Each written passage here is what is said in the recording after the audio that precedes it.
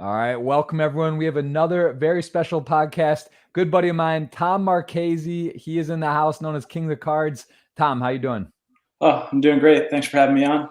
Yeah, man, this is a treat. You know, it's good to catch up. I think the last time we saw each other and really got to speak was, I guess, December of last year. That was during the Bellagio time. There was the 10K. I came over, got hooked on some of your cards. Ended up firing and buying a pack away, and obviously the market's done well, and it's been an exciting time for sports cards. I mean, a lot to cover. Why don't we just start with the sports cards, because I know you and I are both super into it.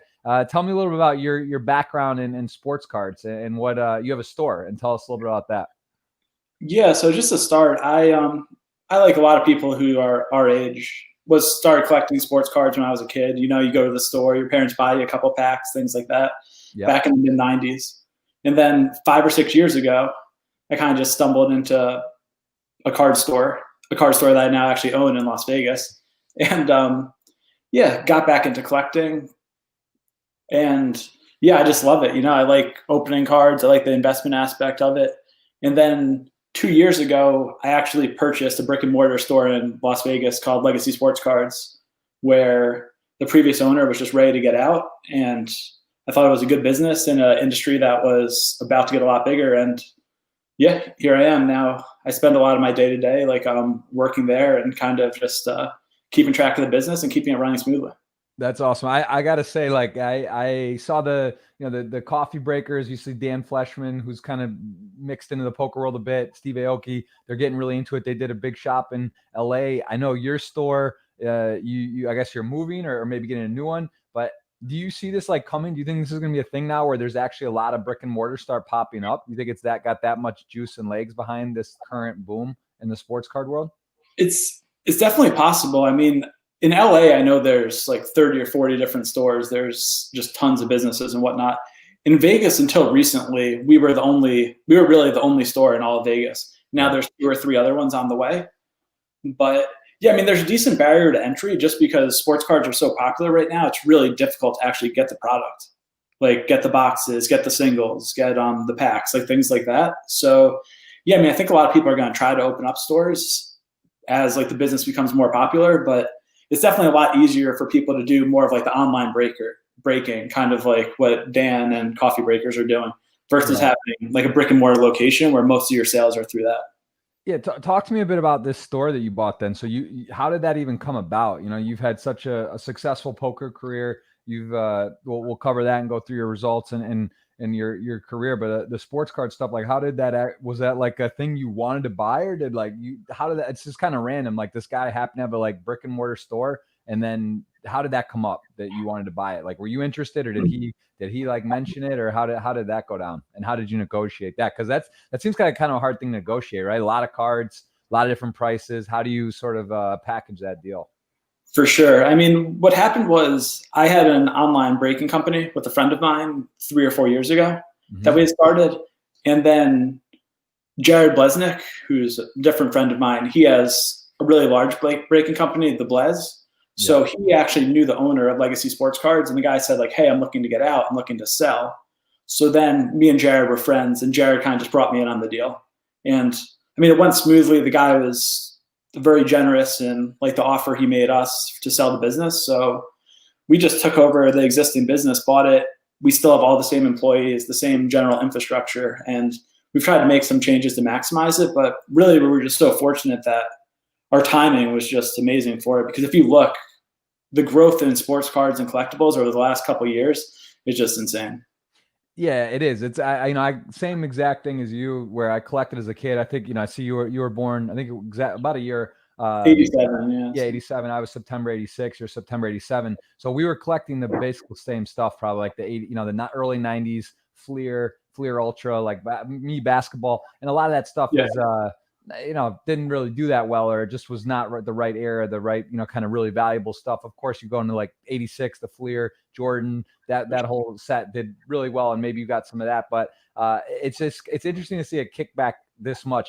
Did you ever imagine when you bought the store, was it more just like a passion and hobby? You thought there was some upside, or could you ever imagine looking at it right now that it's like, because it does feel like it's just flying. Like, I mean, it's going really fast right now. Yeah, I never expected it to turn into this. I mean, I did think there was some short-term upside just because you look at some of these talents that were coming into the different leagues. Like, you figure sports cards are very rookie-driven, so it's having somebody like Zion Williamson, who's so popular, is just massive for collectibles overall. And having LeBron move to LA, where it's such a big market, and that's going to just bring more popularity because people are going to want to have collectibles of LeBron and Lakers uniforms, or like Joe Burrow and Tua. You just look, you like go down the line. It's like there's been the year to year, it's just so rookie driven. And we've been very fortunate to just have these amazing rookie classes like over and over again.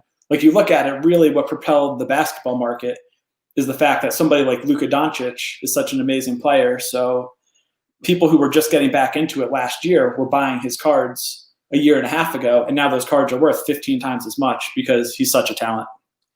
Yeah, it is kind of right place, right time. Also, there's a lot of I'm noticing sort of influencers. You could name names of people that are getting involved, and like the Darren Ravels and Gary V's, the Josh Luber, StockX, this type of stuff. Like, there's a lot of it seems like business related people are started really pushing it and getting into it, which I think it does help as well. But I also just like technology and sports gambling, the sports betting at a legal federal level, like this all kind of seems to tie in too. In my opinion, it just seems like it's all kind of connecting. Also technology, because back in the day, were you the Beckett school? Would you get the magazines of Beckett? Yeah, like Beckett. I think the other one was Tough Stuff, maybe it was called, but yeah.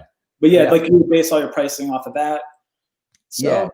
And now it's online, right? Now, like, there's StockX and there's these quick things you can see, and then maybe blockchain can come tie into it where you can see the prices of cards. And I don't know if there's the play on that, and it just seems like a lot more data, and people love that aspect of it, like almost like stock and trading and where it goes, and it's just sort of real time data. I think that all is going to push. Would you see like franchise in your store? Do you want to open more? Is this just one a full enough project at the moment? No, one's enough for me. It's like the big thing with owning a business in like this industry is that you look at it, there's so much demand in the industry, but there's a limited amount of product made for like each release. So if you look at like the biggest releases, like Prism Football just came out, and this would be viewed as the biggest football release of the year. And the thing is, there's only so much product to go around. So if you open up a new store, you're just not really going to be able to get the product in order to, just fulfill the needs of your customer base. So right now I'm kind of in a sweet spot where it's like the amount of product I'm able to get is swallowed up by my customer base, and it's like a good equilibrium. So at least for me, I wouldn't really be looking to expand to additional stores, but right now currently we have a store that is about 1,400 square feet, and we're moving into a storefront that's about double the size. So we're going more of the route of having like a superstore that really offers everything that any customers will need, versus like franchising it out and opening up like 2 or 3 stores throughout the valley or through those. And do you believe that that there's talks this could be a fad, this could be, it's sort of like Bitcoin too, in my opinion, where it depends on point of entry, and it also depends on what kind of information you're seeing. I believe in it because I feel it, I see it, sort of like daily fantasy. You saw like DraftKings back in the day, right? Like at it was like one of the, I think poker players it was kind of the first people to see it, where it was like DraftKings were at the stops, they had their booths, all like our friends, our generation, everyone's playing. They got boards, they're going and doing live drafts with their friends. People are like, it just felt right. Like, it was so obvious to me. Bitcoin as well, crypto, like so obvious. The use cases, like, we're kind of in it. And I also just feel this way. What would you say to someone that says like, oh, this is a fad, cards have died? There was like a 20-year, because it did take a hiatus, like around when we collected for a decade or two, it was pretty slow or almost non-existent. Only like the really hardcore, niche, like guys like Jason Kuntz with Otia, guys like this guy who has the sports card shop owners going to the national. There was like a core, like a very small, passionate group, and it's really expanding. So how would you defend against the statement, oh, this is a fad or this is going to be a bubble? I'd say it's definitely a possibility, but it's one of those things where it's just very difficult to predict. And at least personally, I think it's one of those things, kind of, if you look back at, say, poker, when poker boomed after Moneymaker, there was a peak at some point. like if you look, it's like, okay, the peak for like poker overall might have been 5 years ago, or it might have been years ago. Like some, even now has come down from the peak a little bit. It's still a bigger industry than it was maker. So that's the thing. And it's really impossible to predict like when something's going to peak. But it's like, yeah, we could be at the peak. We could be 5 years from the peak. But regardless, I think that the popularity of it, and also just like the culture where now there's like this flipping culture and this idea of like alternate investments being an option will keep the sports card industry at least somewhat popular down the line, even if it's not quite as popular as it is currently. Yeah, I agree. I agree completely. I'm obsessed with it. I honestly have. I just remember coming to your house and I was looking at it and I was basically like telling me how much I think Lucky Chewy was there, and I was like saying I was just like, oh, how much? And you like brought out a whole box. I ended up just like taking pretty much all of it, which that box has done well. And I mean, I know you have a ton of inventory, and I want to buy more, man. So set me aside, Tom. I want you to, just set me aside another box full. I'm ready to fire. And I got to check out the new location. Tell us where it is now, your store, and where is it moving to? Our current store, it's about 5 miles west of the Strip on Sahara. Like the major cross streets would be Sahara and Buffalo for people who know Vegas well. And then the store is moving to the intersection of Fort Apache and Flamingo. So it's about 6 or 7 miles down Flamingo from the Rio. It's very sweet, man. I think to your point too, like PSA, the main grading company just sold for 700 million. I think that also shows sort of the willingness and the excitement in it, that it, big markets and that people believe in it. I know PSA, like from the information I get, how long does it take you to send cards to get graded now? Like what's your full, so you must have contacts in the industry as well. No, they don't really do anything as far as contacts or like hookups or things like that, which I mean, I think is a good thing because you really just have to trust them to be doing the right thing. But yeah, I mean, you're really looking at, if you're going to want to pay $15 a card to get your cards graded, you're looking at a 6-month turnaround time from the time they get them to the time you get them back.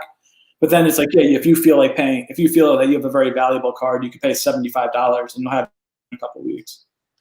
Have you had any experiences of lost cards or any kind of craziness where like something doesn't get sent? I mean, I just think this, just by the nature of volume and doing it, something would happen. And I mean, it's got to be a little nerve-wracking to ship off like a high value card or something. I guess you put security on it or do some extra stuff. But have you had any experiences with that, with any problems? Yeah, I mean, unfortunately, early on when I took over this business, we would send in cards for customers, and we sent in a package for customers that had probably about $10,000 in cards inside of it, with some of it being the stores and some of it being customers. And yeah, the package just disappeared and was lost. And at the time, it was an oversight by us. We didn't insure the package. So yeah, we just ended up having to eat the loss. So that is kind of a scary part. You send out these collectibles and you're looking at a 3x5 inch or whatever the size is, 3x4 inch piece of paper that might be worth thousands of dollars. And it's like, yeah, this is something that's easy to steal and is fairly liquid. So it's definitely always a worry. And it's always smart to just make sure to insure your packages and try to send in the safest way possible. And yeah, I guess with like your business as well, people know, or, the mail and where it's going in the store, like that would be a little concern to me. If you, like, especially when you're getting stuff back all the time, that would, it's kind of like people know, or they would know that that's like going to your store and it's their card. So I would think that would be a bit of a worry, but obviously, yeah, insurance and, you just gotta, it's part of the risk. I do believe that cards are, it's also sort of segueing in. You're seeing the Pokemon stuff and all these other types of things. Do you focus just on a specific sports or sports cards, or do you do any sort of like video games and the vintage and old sports tickets and memorabilia, or what's your primary focus there? We sell memorabilia as well, and then we also sell Pokemon cards, which, I mean, Pokemon cards, actually, if you look back to our childhood, if you are looking for the cards that are really worth a lot from the 90s, it really ends up being these rare inserts, and then it ends up being Kobe rookie cards. And then outside of that, all the early Pokemon cards have actually really appreciated in value. I mean, you kind of see it with, I think it was Jake Paul did the box opening for a $200,000 box, and did Steve Aoki, maybe he opened a Pokemon box as well. So it's kind of nuts. Like Pokemon has really blown up, and that might be Pokemon might actually be the hottest card thing on the market right now. Yeah, I'm seeing a lot about that. I never got into that, but I know that is that definitely some big money there. And what about unopened boxes? Like look at it kind of like wine. You just like, do you do that? Do you hold some boxes where every year, or do you do that now? Did you used to do that where you will hold some boxes to just keep for a long time? Because those, yeah, I do that personally. Like outside of the business, I invest in the sealed boxes, because what ends up happening is if you decide to invest in an individual player, like say you decide to invest in Zion, if Zion doesn't work out, you lose. But if you invest in the sealed boxes, it gives you the opportunity where it's like, okay, if Tyler Hero works out or if John Morant works out, the sealed boxes can still go up in value. So for me personally, many of my investments are in sealed boxes. And at this stage, I actually have a fair bit more money in sealed boxes than I do in actual like single cards. very interesting. Can you give any range or a couple maybe names or cards of players that are your most prized possessions for you personally and or your store, whether it's value or just your favorite cards for whatever reason? Yeah, I got my favorite and maybe most valuable card right now is I have an autograph card that's signed by Jordan, Rodman, and Pippen, like all three of them. And kind of a backstory on that, it's like you figure it's a popular combo in itself. And then what ended up happening down the line is Jordan disliked Pippen so much that he just refused to sign anything that Pippen would sign. So if you go back, there's very few cards that are signed by this combo of three players because he would just refuse to sign something that like Pippen had already signed. Really? And then what happened is, if you look at it, also it's like Jordan and LeBron. They are for a company. They're an exclusive with Upper Deck, which is a company that doesn't release basketball cards anymore. Yeah. So it's very difficult to get like a Jordan or LeBron autograph these days because none have really come out in 10 years. That's it. Both of those statements are interesting. So I didn't realize. So is there any Jordan LeBron? Is there like a special Jordan LeBron card that has like autographed? I would imagine then, or no? Yeah, they're out there as well. I mean, it's just one of those things where they dry up and high-end collectors kind of buy them and stash them away. So it's like, yeah, if you're looking for a Jordan and LeBron card where they're both wearing NBA uniforms, the last time one would have come out would have been 2009. So those cards at this stage are going to be going for like $10,000 or more. And obviously, I'm sure The Last Dance. Those are three main characters from that amazing series. That was very well done, in my opinion. I think most people would utter that sentiment. But how much did that go up? Because it did seem like, from the people I spoke to in the card industry, were very worried around COVID time. Like things were, like these are the type of things when 2008 or major economic things in general go poorly. I think people kind of realize sports cards are one of those things that it's not like necessarily the first thing people are going to be buying more of, but it seems to have sort of the reverse effect, and things sort of shot up. It's right around The Last Dance came out as well. What did you notice about COVID in the industry, and also how do you think The Last Dance? Do you think that actually had an impact directly on the industry? Well, the Last Dance definitely had an impact on Michael Jordan prices, because you figure what happens is so many people are watching this Last Dance and they're like, wow, Jordan is so iconic. I want to have some sort of a piece, whether it's a signed basketball jersey or a signed 16 by 20 photo or a sports card. So everybody just wants to like pick up something that was Jordan after that. So I figure much of cards is a supply and demand thing. So yeah, that definitely drove up Jordan prices quite a bit. I mean, you could see it, or like the Jordan rookie card, which would be viewed as an iconic card. Like that card appreciated quite a bit in price around The Last Dance. And then as far as COVID and the impact on sports cards, really what happened there was, one, so many of the printing facilities were shut down for an extended period of time. Mm-hmm. So there was all this demand, but there were no new cards being printed. So then the existing supply of like boxes and singles and packs just gets bought up. And it's once again supply and demand, and it drives the prices up.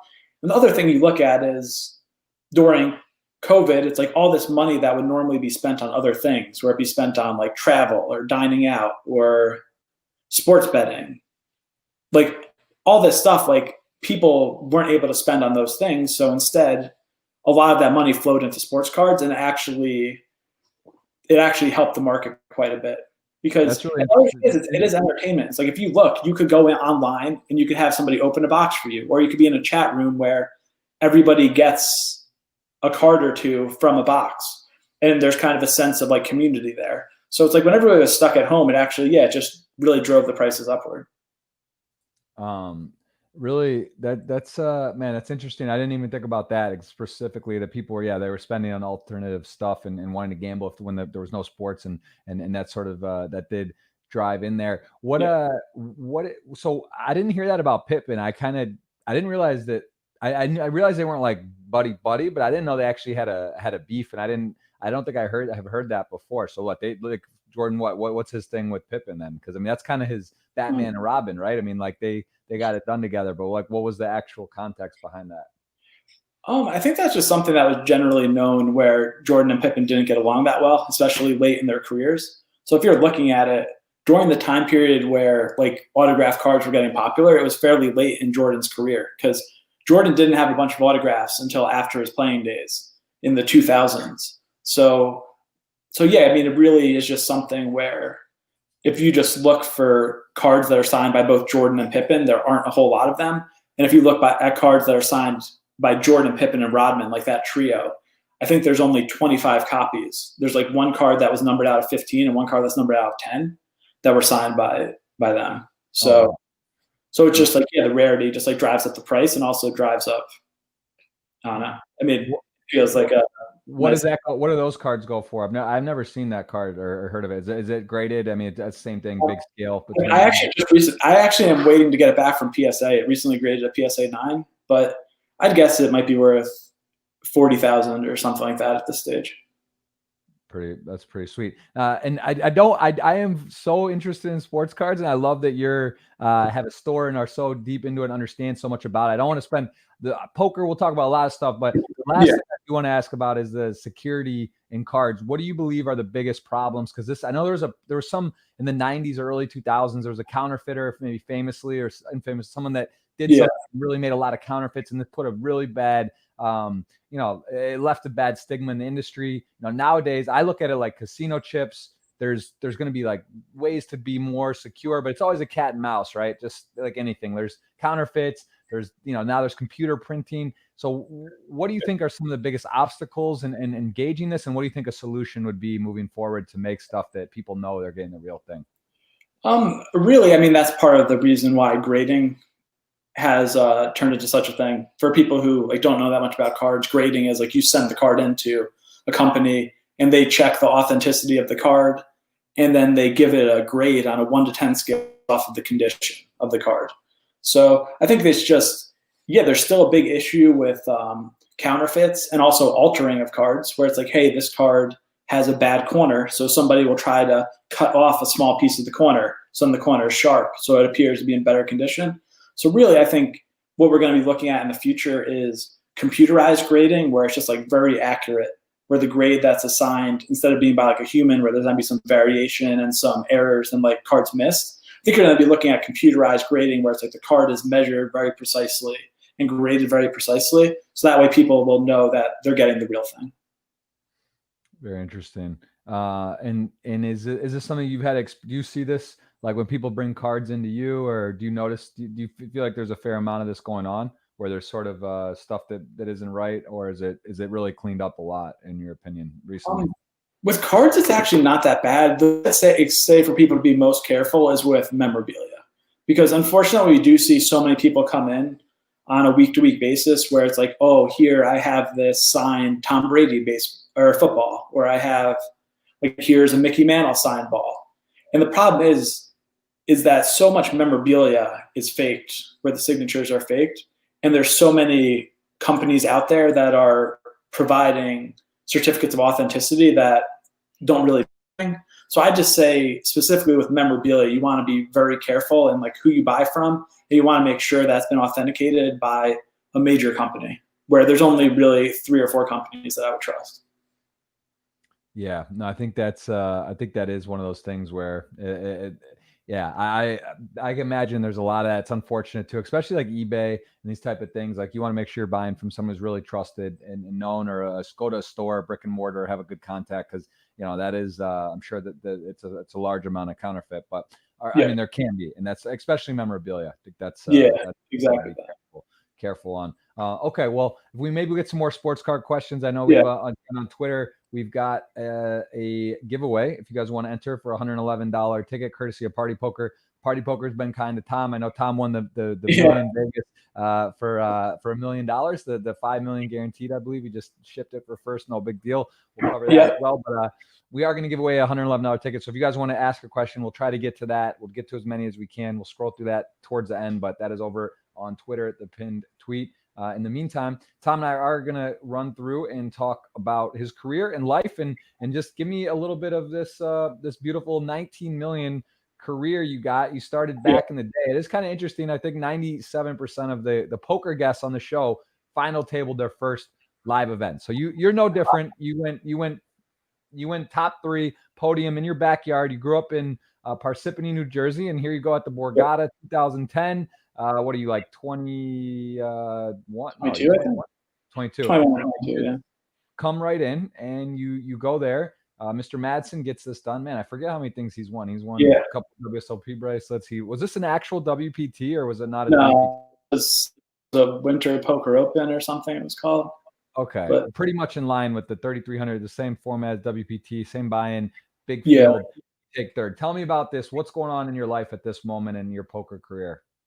I mean, at that point, I was already a established online player where I was playing 25-50 and then up to 200, 400 games on first came out those games. So back in 2008, I dropped out of college. At the time, I was 10-20, up to 10-20 no limit cash game. And then, but from that stretch, I think I had just moved to Vegas in 2010, and I was in a poker house with some friends, and I was giving live poker tournaments a try just because I was bored, and I was kind of always somebody who could grind from anywhere. I didn't require like a really good setup or anything like that. Like I mostly just played 6 tables on a live end. I was able to have decent focus. It was something I was doing for fun, and I think I actually went something like 30 in lines to start. I just like didn't really care and was like drinking during them and not taking them seriously.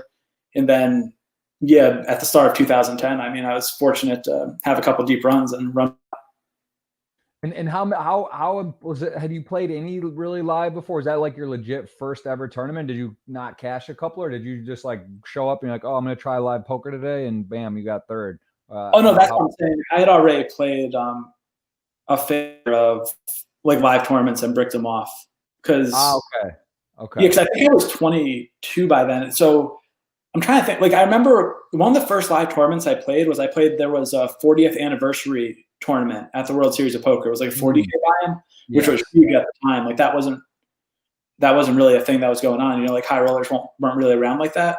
So I had played. I think that Winter Open was probably a year into me live tournaments.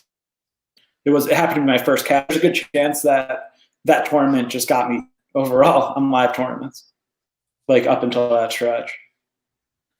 Yeah, and so were you home? I guess this is end of January 2010. You're from Jersey. Were you back home for the holidays and just stayed out there and played that, or did you fly? Were you flying back from Vegas did you fly to go play this specifically? I think I was in Jersey at the time for that is really what happened.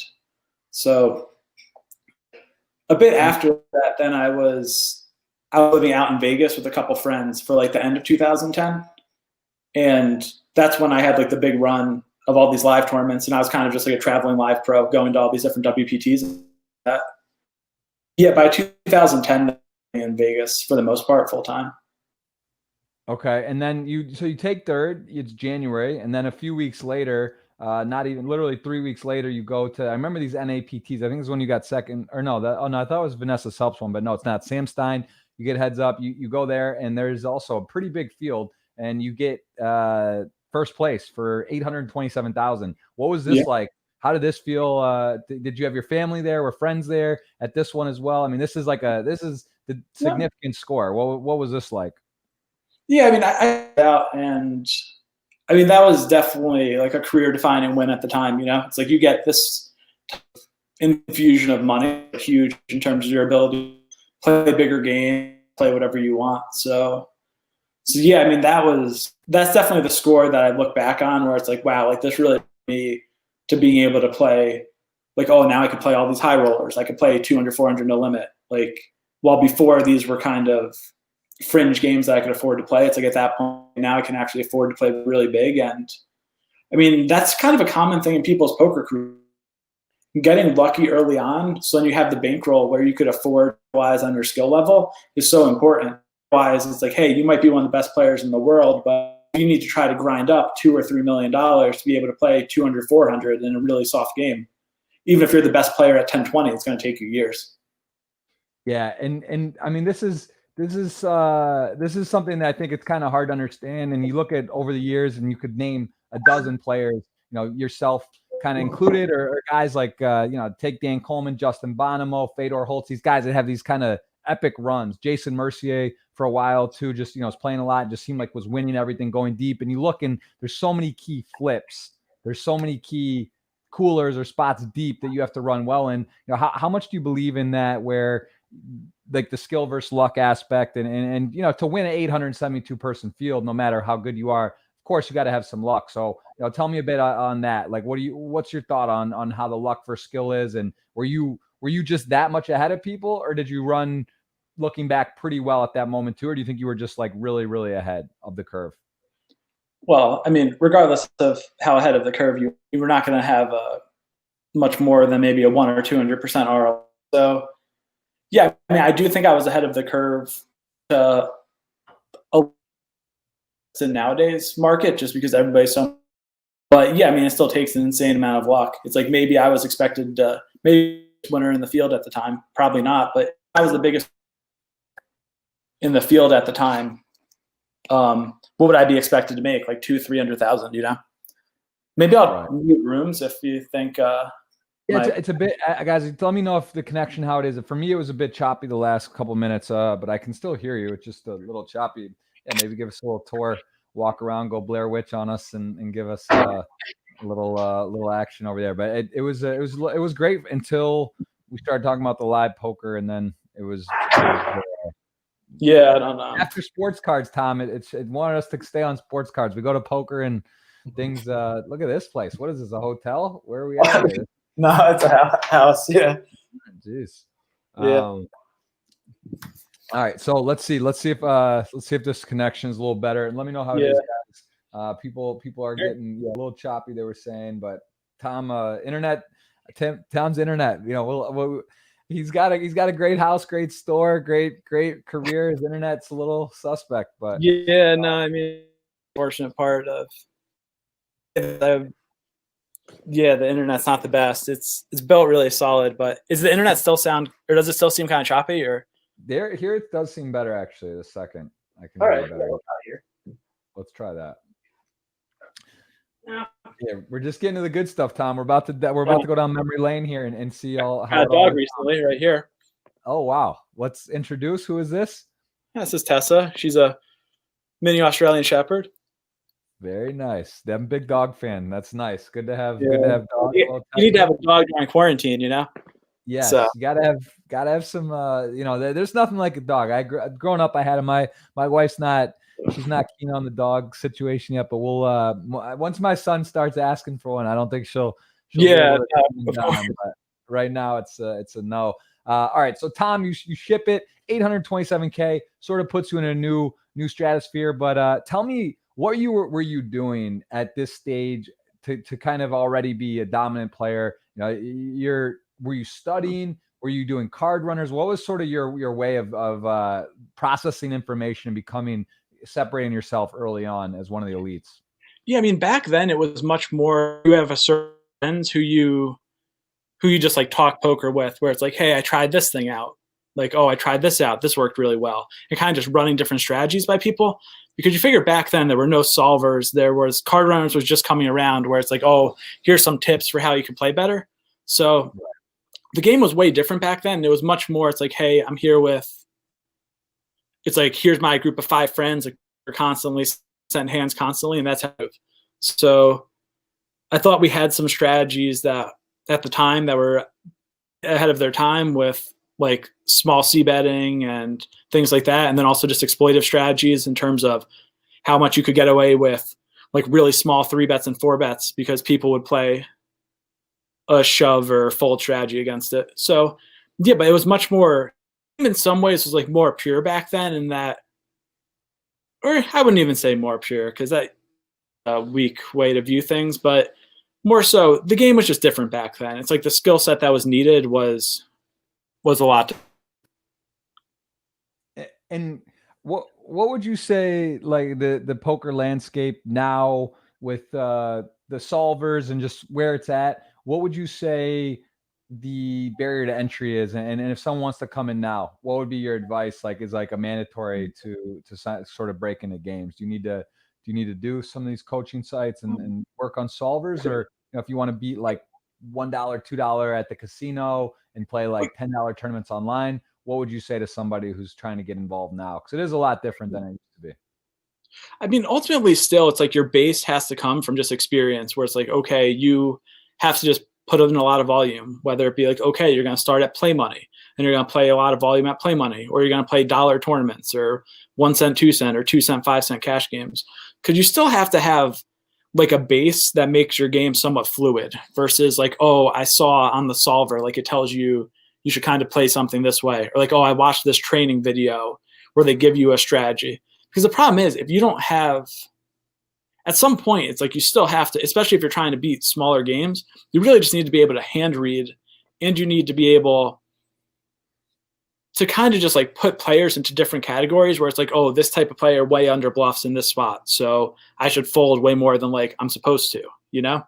So for small games, I don't think like solvers or anything like that are needed in order to beat them. But yeah, it's like just putting in volume and then watching some training videos, which has really been the recipe to getting better at non-high stakes for a long time. That is still going to be the way to go. Yeah, absolutely. And tell me a bit about, I know I saw some notes. Your dad was pretty supportive and wants to ask you for updates and such. What was your family just overall view when you sort of when you said you went to college? Where did you go to school when you dropped out? What happened was, initially I was going to Seton Hall in New Jersey. And then after my freshman year, I transferred to a state school in Pennsylvania, Kutztown. I was because I was commuting to Seton Hall and I had some money and I just wanted to get out of my parents' house. So, but then I dropped out of college midway through my junior year. One of those situations where it's like, oh, I'm going to take a semester off, and they changed my major to psychology and go from there. But yeah, I mean, I was fortunate in that my parents were like somewhat supportive right away, but then I also had success early on where it was difficult to like screw up my life too bad. Right. But were they, when you said I'm taking a semester off, and then you said, oh, I'm playing poker and then I'm not coming back, like, did they know you were playing a lot of poker and that was an option, or was it kind of like out of nowhere you were just like, hey, by the way, I'm playing full-time poker, I'm not going back to school? How did you sort of present that to them, and how did they feel? Yeah, I mean, I think I just presented it to them. It's like, hey, I'm 20 years old. I have a couple $100,000. Like, I'm not that interested in this major I'm doing. I'm going to go to Vegas for 6 months. And then after that, it was like, okay, well, I don't think I'm going to go back to school. I won a bunch of money. Now I'm turning 21. I have like $800,000. It's like, it's pretty easy to explain to parents. It's like, hey, I have this level of success. I've been responsible.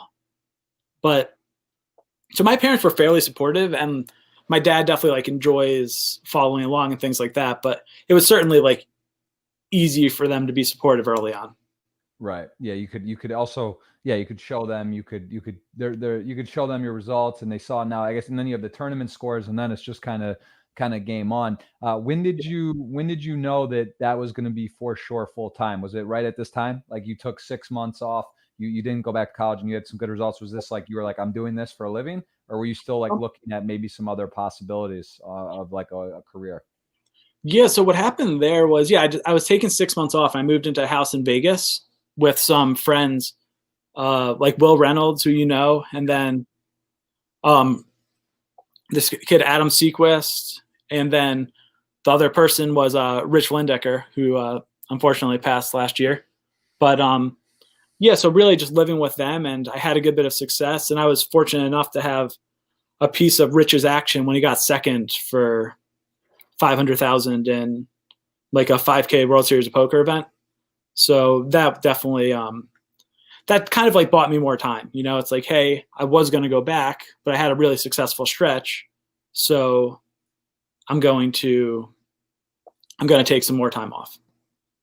Makes a lot of sense. So yeah, you were unbelievable crew. You guys were kind of traveling the world, going around, playing, doing what you love, and being in Vegas. It is I remember that those days, and those are really great memories of poker being, in my opinion, the most fun. It's like kind of exciting because you're not established yet. You're sort of figuring out if you can make it work. You have a lot of friends that are doing.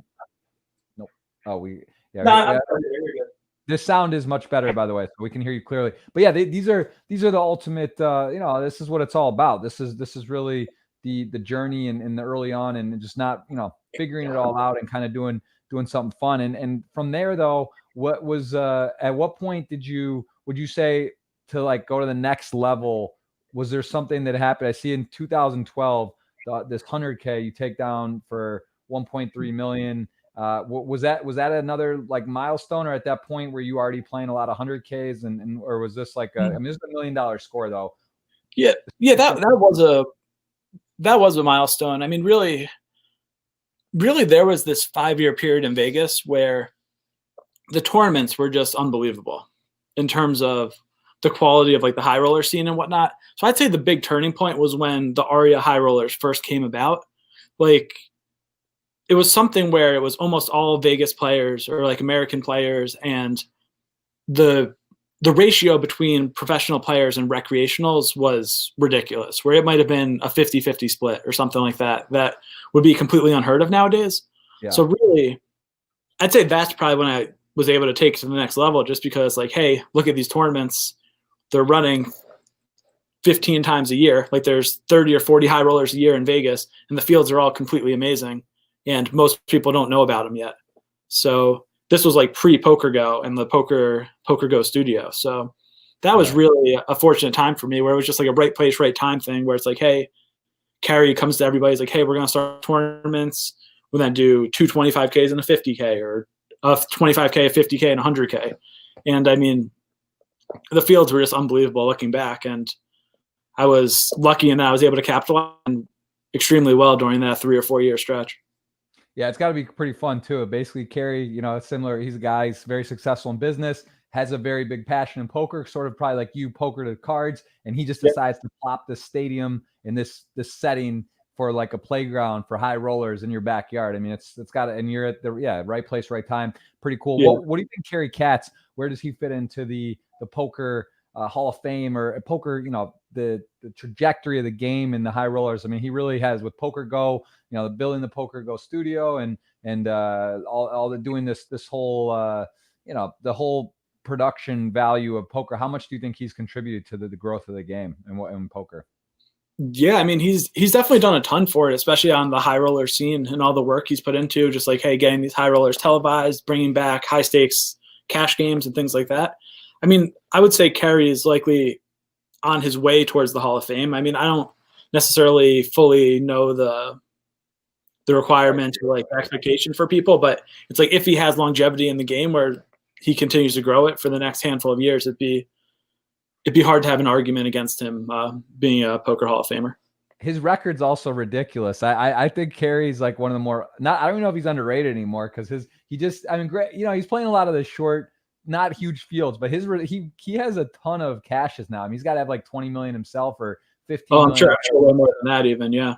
Yeah, he's one of the, and he really does like take stuff down. Like he's the cat's out of the bag. Kerry knows how to play cards and knows how to play tournaments and has a very good, very, very strong record. What do you think in tournaments though? What clicked for you? Because to get from cash games and you're beating cash games, and then to figure out tournaments, what was your sort of you mentioned friends, you had a great group of friends and being able to bounce ideas, but what type of literature or content or studying were you doing to kind of sharpen your game specifically?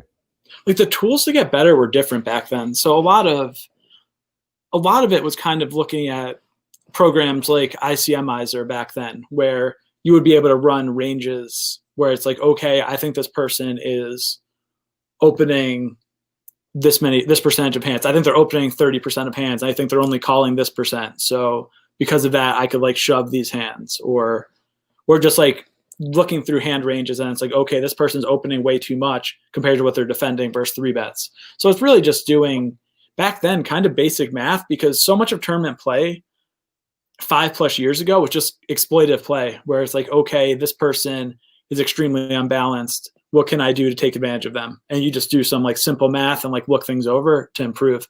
That's why nowadays, I mean, I'm not that driven to play or get better, because I was always better at like the psychological side of things and like exploitative play versus like playing an extremely balanced style. Like you have to actually put in a ton of like study time and like solver time.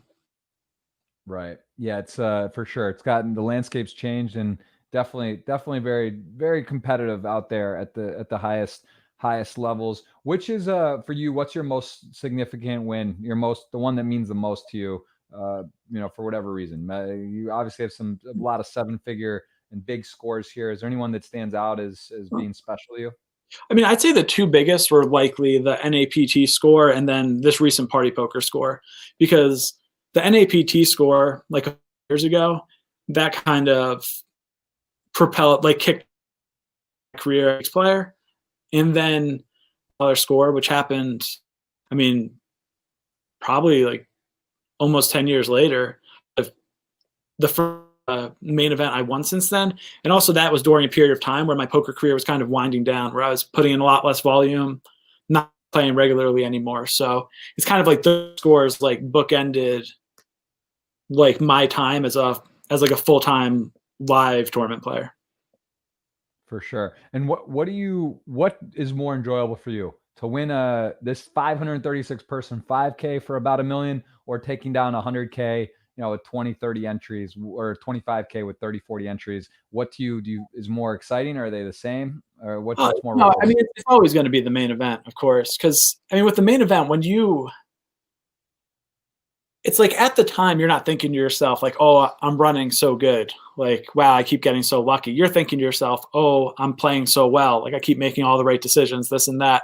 So when you're playing a field where, I mean, you just have to run so well to get all of the chips in a tournament where there's 500 entries. So I mean, it's just hard to have a more enjoyable poker day than you start a tournament with 30,000 chips, and then 5 days later you have 15 million chips or something. Yeah, it's pretty unbelievable. You can't really replicate the live tournament aspect of and just being the last one standing. It's pretty surreal to really think about what that means and how that works. And I'd agree with you that it is, small fields are fun and it's cool. It's bigger money or less time, but when you hit the 5K 500 plus person fields, it's pretty special to maneuver that full field. What about this 5K, the party poker one? Obviously COVID happened, so this was the last one actually, right? This was 2019. They didn't have it this summer. This is a pretty tough lineup down the stretch here. A lot of names, familiar names, really world-class players. What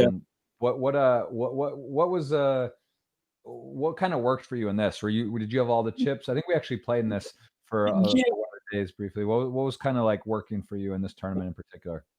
I mean, I stack going into the final couple tables, and I know I won 2 flips where one time I had ace jack versus 7s, and the other time I had 7s versus ace jack, and I won both of them. And then at the final table, I had a big chip lead, but then I remember Moneymaker was second or third in chips, and I raised, and he 3-bet me from the small blind or something like that, and I pocket 8s. And the flop came down something like 7-5-2, and he bet and I called, and I turned an 8, and I mean kings. So I kind of just like coolered him for all the chips. So then at that point, it might have been, I don't know when he went out, if he went out or something like that.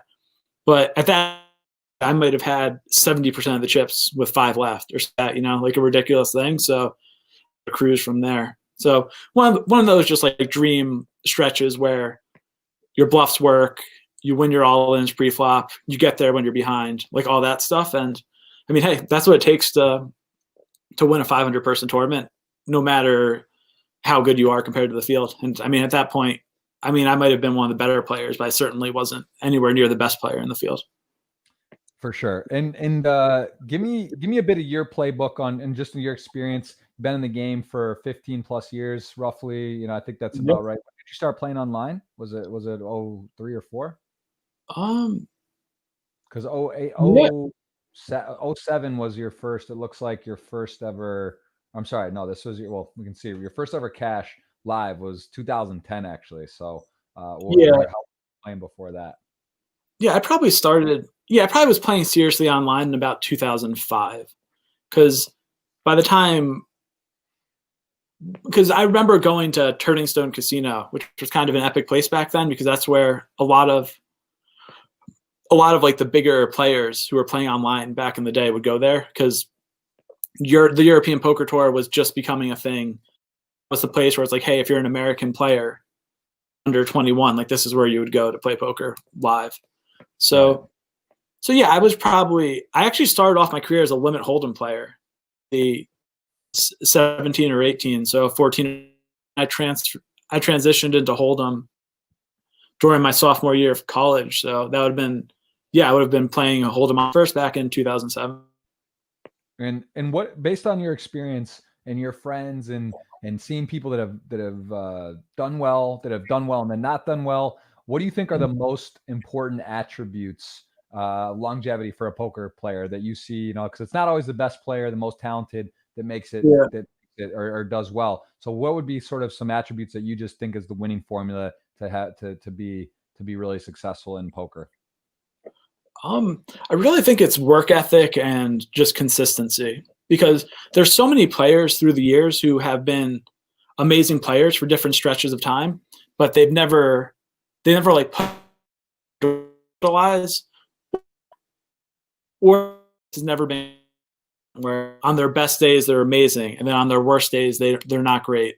So I would just say that it's like poker is something where if you're looking at it as a career, your timeline for playing as a pro has to be at this stage 10 or 15 years or more, because there isn't really this like get possibility anymore where it's like, hey, I'm going to be in the game for 5 years. I want to try to make 3 or 4 million.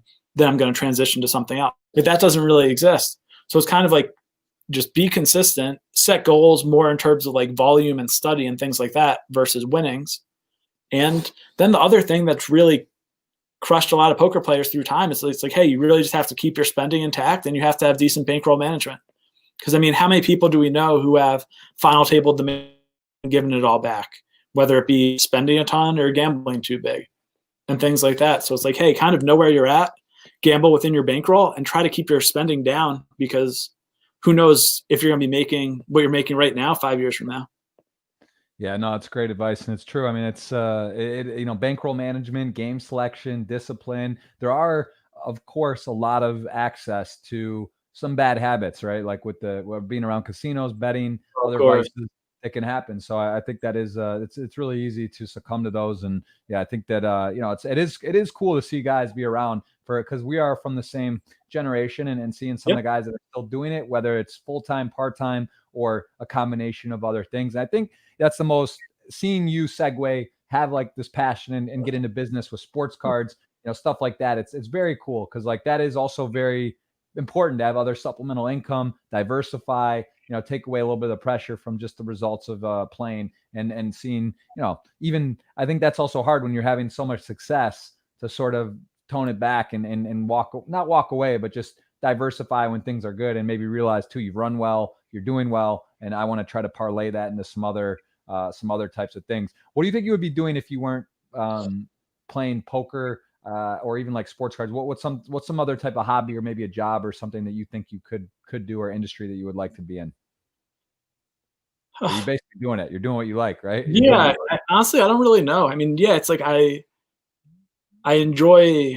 just enjoy sports cards because it's something that before I got into it on the business side, like I enjoyed it as a hobby. And then if you just look at my other hobbies, they're more of things involving just like sports. Like I like to watch sports and things like that. So I'm not really sure how I would transition that into a job. But yes, I don't really know where I've been at, and where I'd be at, and I haven't thought about it all that much, just because I'm happy with my current place. But it's a good question. Probably something that I should just think about in general. It's always. I don't think so. I think you're good. I think sports cards is this could just be the one for a long time. Give me a couple of guys. I see you're on number 2 all time on the jersey list. So you're from Jersey. Phil Yep. Ivey, of course, he's got the number 1 spot. I mean, just iconic in the game. You've got a pretty healthy lead on everyone else. I mean, a couple other legends on here in that top spots. But is that something? Do you look at Hendon Mob? Do you say, oh, I'm number this or this much earnings? Do you have goals with that? Do you want to be the number 1? I mean, you were the number 1 player ranked in the world. I believe you're your card player of the year, I think in 2010. Yeah. So you've hit some of these milestones and achievements. Does this motivate you, any of this stuff, or do you just not really care at all? Or somewhere in between?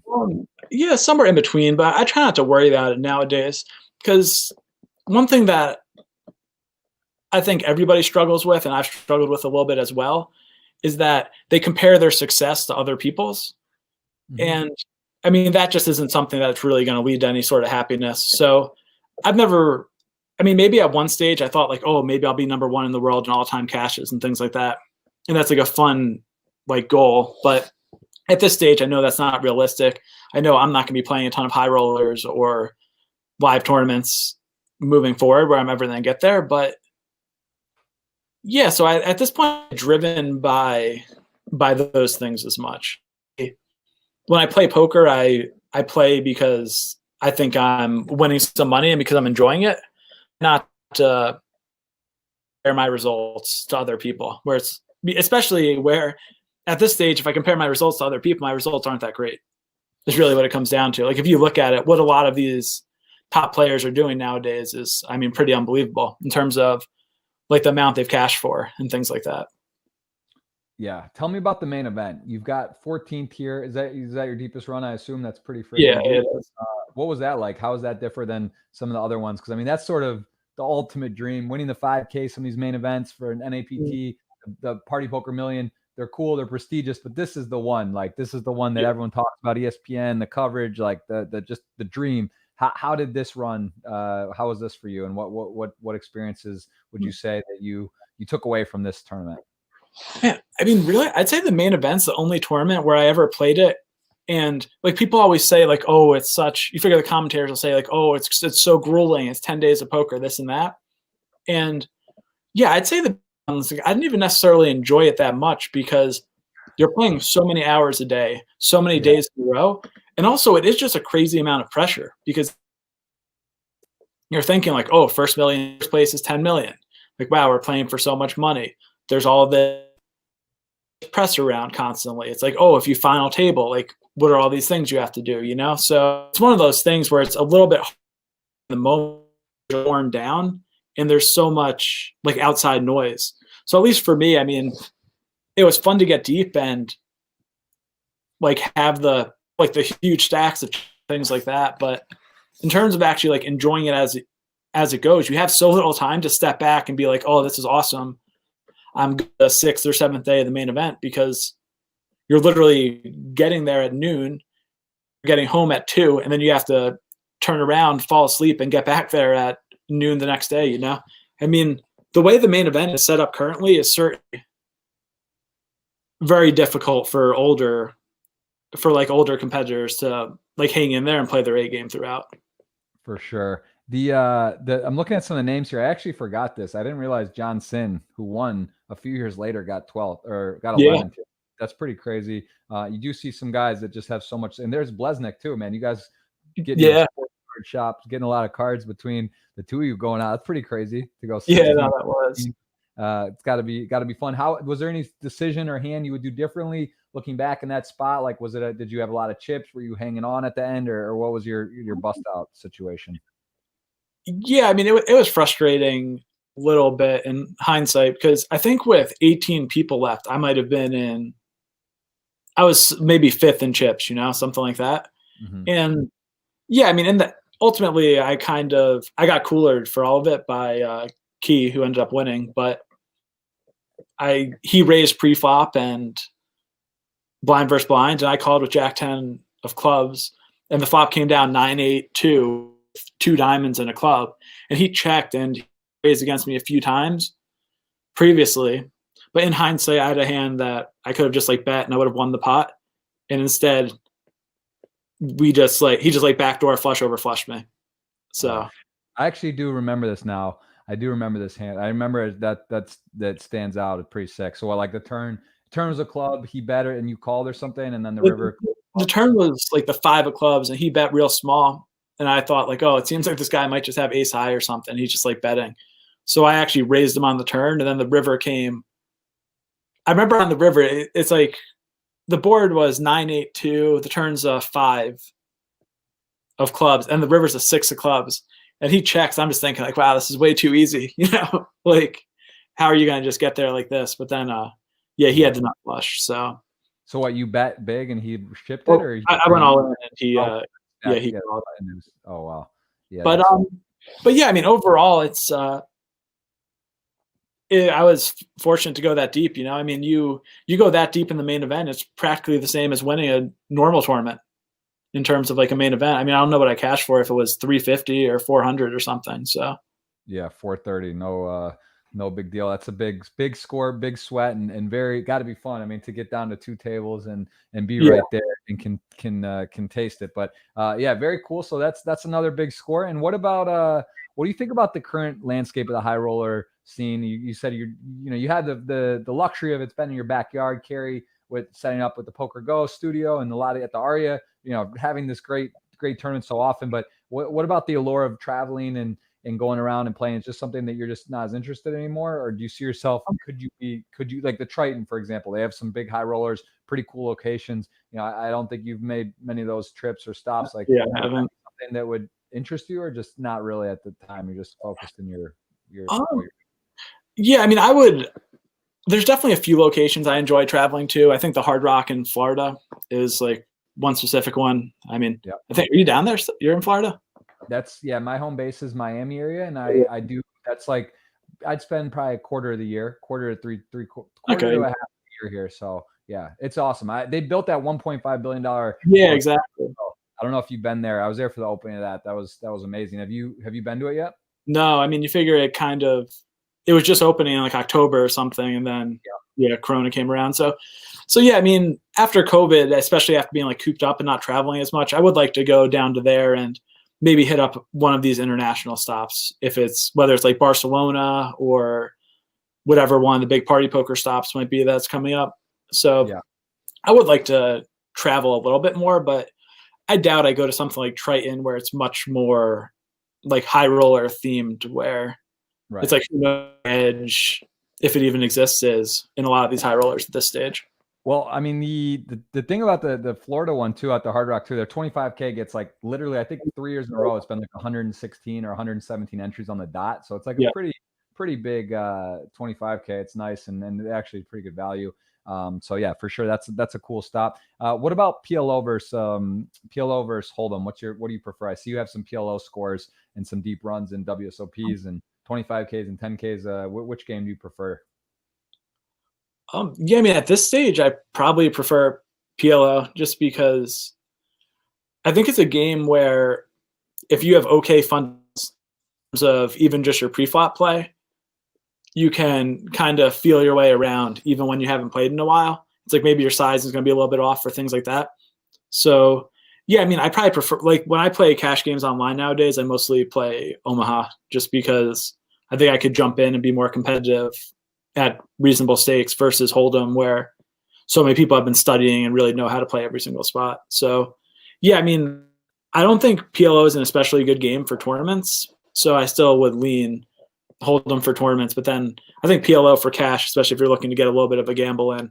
And I mean, that's obviously part of the reason why PLO cash games are so popular. Yes. And what do you think? What do you think about the short deck and these mixed games? Do you play short deck or any other mixed games? Yeah, I don't play short deck. I mean, my problem with a bunch of these games that come out that are new is really what happens is it's like you're looking to create a game where then you go ahead, you study it, you figure out how the game should be played, and then you get people to come in who haven't really studied the game, and you convince them like, oh, this is just like a gamble, like, oh, that's real hard to have edges, this and that, and then you're kind of just like fleecing them. So that's the problem. It's like my understanding with short deck, as an example, is that short deck, it's like for tournaments, there's been like push fold charts and things like that, and like push fold like bots essentially, and all these things. Time where it's like, okay, I have 30 antes, I have 40 antes. Like this is with the pre-flop strategy, you know. So the thing is, there's a lot of people who just have like a very firm. I mean, you figure it's a game where there's just fewer cards, so it's obviously going to be easier to solve.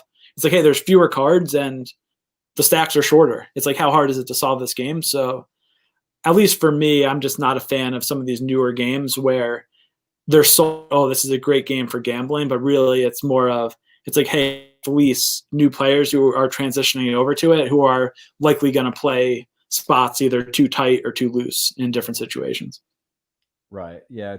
It is interesting. I think short deck it's gotten popularized. It's got some attention, and I think what your point's spot on that too. It's like there is, of course there's skill. Of course there is the right solutions and plays and spots. And if you just kind of diving in and don't have any idea, you're going to be at a decent disadvantage. All right, tell me. I want to get over to questions because there is a ton of them.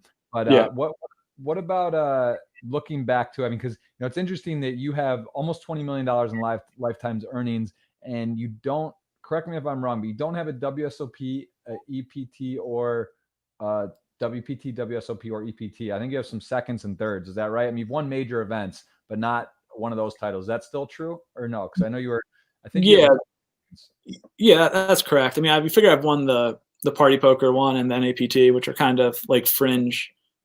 Well, I mean, party poker would be considered as a big one at this point, you know. But no EPT or WPT or WSOP, unfortunately. Yeah, I would say the party series is kind of one of the staples now. I mean, that's like the Triple Crown technically, and I guess EPT doesn't even exist. It's this championship events and whatnot. Yeah. But, what is I mean, your career is it is illustrious. It's very, there's a lot of wins, a lot of big moments. What is there anyone that you feel like that was like second, I guess, didn't you get second in the 10K WSOP, or what's your closest WSOP finish?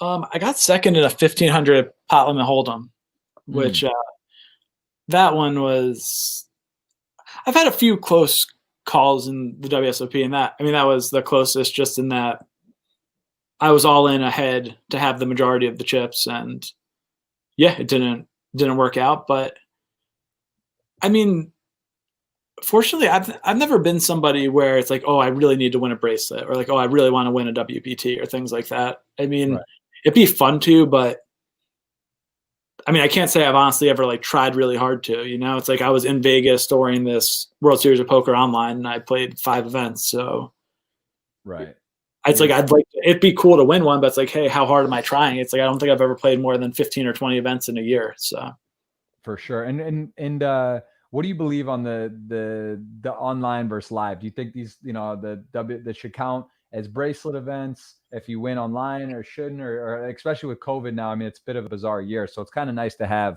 like the tradition, or there's like a history going. But what's your stance on the, should there be an asterisk, or should it count as a real one? It's tough. It really is a balance between using a name as strong as the WSOP to grow poker, and like, oh, here's a WSOP bracelet. So it's like that could really help you grow poker, but then also not taking it too far where the overall idea of a bracelet loses its prestige.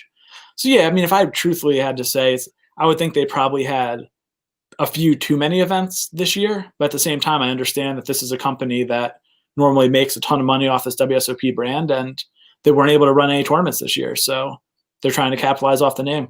I mean, I'm excited for this main event that's coming up Sunday here. It's hard not to be. It's a 10K that should be decent value, and it'll be fun. Yeah. That is cool. Is that day 1A for that, or B, or have they already done one? I know that's coming up for the I know they had the GG ones for the Europe version, and now there's the I thought it was just a one-day tournament, but that shows how little I know. I just saw on the 13th they're having some sort of a 10K on the WSOP American day for them. I think there was 2 starting days, for 2 or 3 even for the other one, but maybe it is just one on there. But I know that is coming up. So good luck. That'd be fun. There you get another redemption online, and for sure. I mean, that's gonna be good content too for poker. Regardless, it's like, hey, it's gonna be on ESPN. It's gonna help to grow the game. They're WSOP.com's or WSOP is throwing in $1 million free roll for the 2 winners. I mean, they're doing their best to grow the game, so it's hard to complain too much when that's going on. Yeah, I agree. Completely. Let's before we dive into the questions, I just want to zoom through some of the memorabilia here, and talk a little bit about some of your favorite cards, or even just some of the value, because these. So like, let's just start right here. This is a pretty sweet looking Tua card here. What is a card like this? And can you tell by looking at that if what that would grade at roughly, or is it too hard to say without like? It's too hard to say like how it would grade, but yeah, these are all cards that are pulled by that customers pulled out of packs and whatnot. I don't really know the market that well on something like that from football, but if I had to guess, it might be like $1,000 card. Okay. And what about anything here that catches your eye that's like a really special card? I mean, this one, Steph, it's an autograph. What are some of the things people look at in cards? Like it's signed, this is numbered. Like, what are the key factors in grading and value? Yeah, a lot of it's just like the player, if it's signed or not, how limited it is in terms of how many are made, the aesthetics. Like that card, the other Curry with the trophy as an example, like that's a very big card. Right here? Yes. So that card is, I believe it either sold or the customer was offered 10,000 for it. Mm-hmm. So, because that's like a card where it's kind of a set came out where it's like signature moments of all these different players. So you could see like there's the Charles Barkley, like a Team USA picture with the ball. Like that's just kind of viewed as like an iconic photo. Where there's a Vince Carter below it, that's a picture from the slam dunk contest. So a lot of it's just like overall aesthetics and just like how much people like the set and the player. Right. And then obviously like numbered here, this is only it's patch game, game 4 or 5. So there's only 5. This is probably worth more, or these type of ones. Yeah, I mean, it can range a lot. It's pretty cool. I mean, what I don't understand, I guess the question I'm trying to still understand is how the deals are done, because like, let's just take players in the NBA and who like Burrows or these guys, like is that just part of the contracts from the day of time with that once since cards were printed that the NFL, NBA have deals with Panini and Upper Deck and these cards? Because like what does a player get, or does a player have to agree? Like, who are they actually signing with? Are they signing with the card company, or is it part of their contract? Like how does that work for the signatures of these cards, and how like the process of printing them? I'm trying to understand that. So what ends up happening is the company themselves, they buy the license to print the cards with like the NBA names and player uniforms. What happens is they have to go to the individual players and come to a deal with them for like how much they're going to pay them for each autograph. So as an example, with somebody like Steph Curry, they might just pay Steph Curry $200 an autograph or $100 an autograph to sign, while then a lesser player like JJ Redick or somebody like that, he might get paid $5 an autograph to sign. So that's what ends up happening. They have all these individual deals with the different players in order to get their autographs.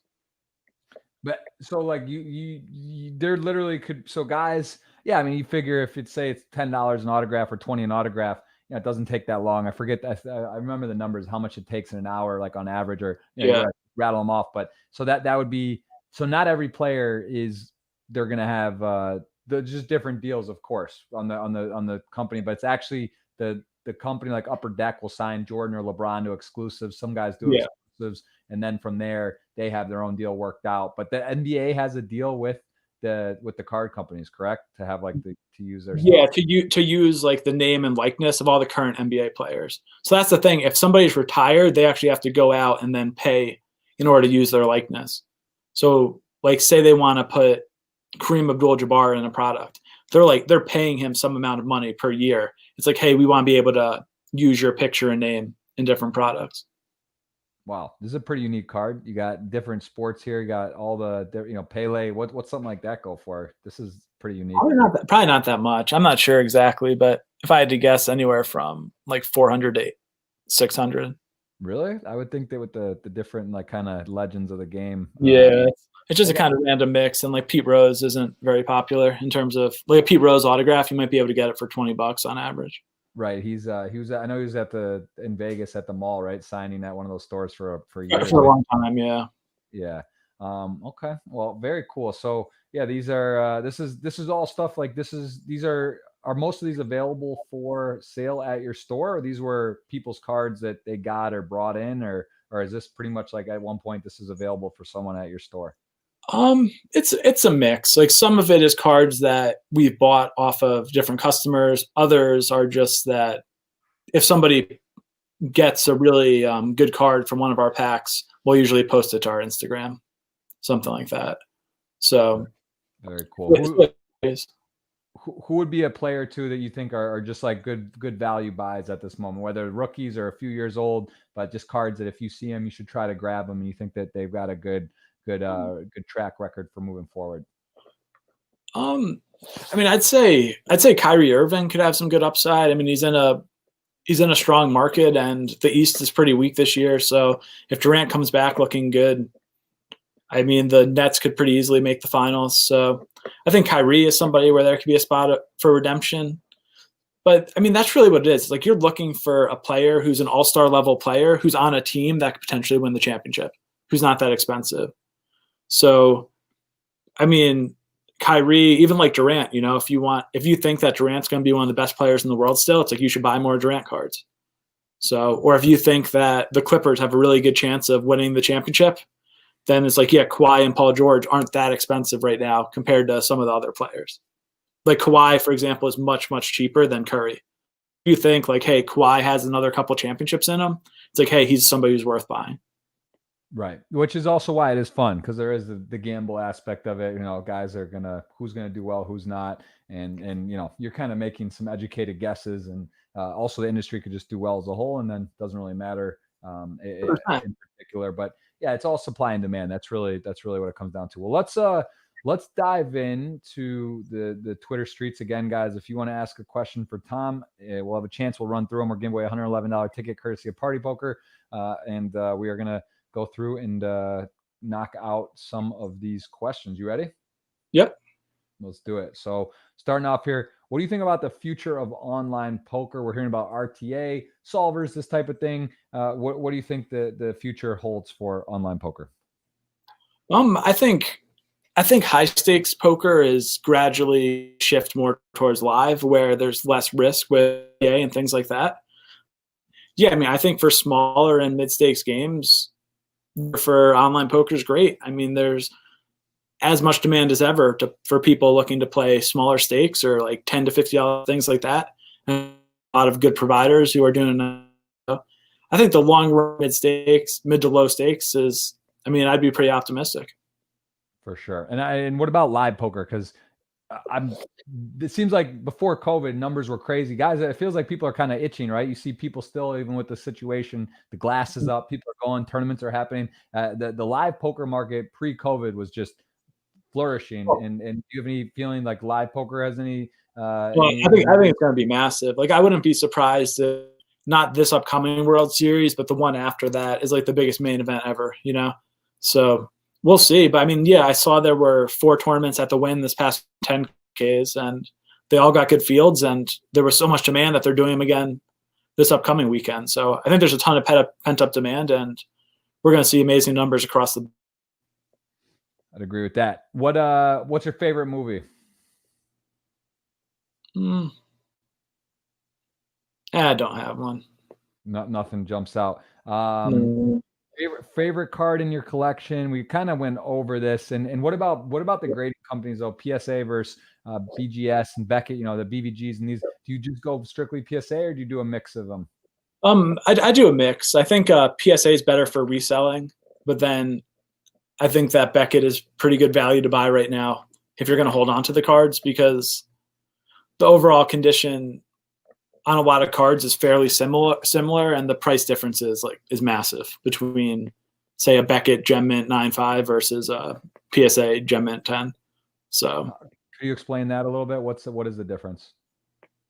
Well, I mean, a 10 on a lot of cards, like a 10 is selling for almost double a 9.5 or 75% more, and it's just because if you look at it, a lot of the biggest influencers really push PSA and the quality of PSA cards.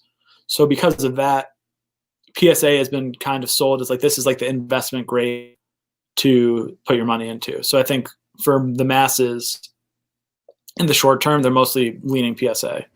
But then for looking to like have a card and own it for 20 years, I don't know if PSA is for sure going to outperform Beckett long term. I'd rather just pay less and have the card in a Beckett holder. Very interesting. Yeah. Okay. What about thoughts overall on the crypto market? Bitcoin doing very well. Poker and crypto are tied together. Give me sort of your forecast. Are you surprised at all? Did you think that when Bitcoin dropped down all the way to 3,000 from this roughly this peak right now, right in April? I think it was December 2017. Were you like, oh wow, that's weird, Bitcoin's dead? Did you just sort of believe it would come back? And what's your sort of just crypto feelings in general, landscape wise? Yeah, I mean, I've always been somebody who's owned some Bitcoin, and I'm somewhat optimistic about it long term. I mean, I'm not certain if it's going to have this upside that a lot of people say, like, oh, I think it could go to 300,000 or things like that. But I just see it as a gambler in terms of how easy it is for like settling debts and things like that, where you do see in the gambling world, like Bitcoin is something that's often is like the most common means of settlement at this stage. So, I mean, I guess I'm bullish Bitcoin in that with sports books and poker sites and just like overall gambling. And I mean, then also some things that are some like less desirable people who are using Bitcoin all the time. I think there is some sort of a use case for it, whether or not it's with mainstream adoption or not, I'm not sure. But I have like some amount of confidence that Bitcoin will at least hold some amount of value long term. For sure. What about chess? This is a question from Marco, Ghost of M. He says that he believes you play a lot of chess. I'm not sure if that's true or not, but what's your thoughts on chess? Yeah, I don't play a lot of chess. I played a fair bit when I was young, and I was reasonable at it. I didn't like go to any tournaments or play overly seriously, but just as a hobby. So, I mean, yeah, I enjoy chess as a game, but the problem is it's something where you need to put some amount of time, like a decent amount of time into it to get a reasonable aptitude. And I just don't see myself like putting that amount of time into like chess versus if there's something I'd rather pick up, I'd rather try to pick up something like golf as like a leisure activity versus chess, which is kind of strenuous on your brain and not necessarily a relaxing thing. Right. Not to mention, you have there's other games like you said, poker probably something you prefer even at this point, just than playing a couple hours of chess, maybe just play some more poker. I agree. Yeah. Golf's a hobby I'm looking to kind of get better at myself. Do you shoot? Have you taken lessons? Do you play any golf? I mean, I probably end up going to play a round or two per year just with friends or like if there's some sort of an event or a thing like that. But yeah, I tell myself every winter, like, oh, this is the winter, like let's get a coach, like hit some balls, things like that. So especially now, yeah, it's something I'd like to get into, and I've been saying it for 5 years, but who knows, maybe this is the year. I'm basically identical as well on that. I keep saying I'm going to really dig in, but I've taken a few lessons, just haven't quite got there. These things are such for guys that are competitive that love it.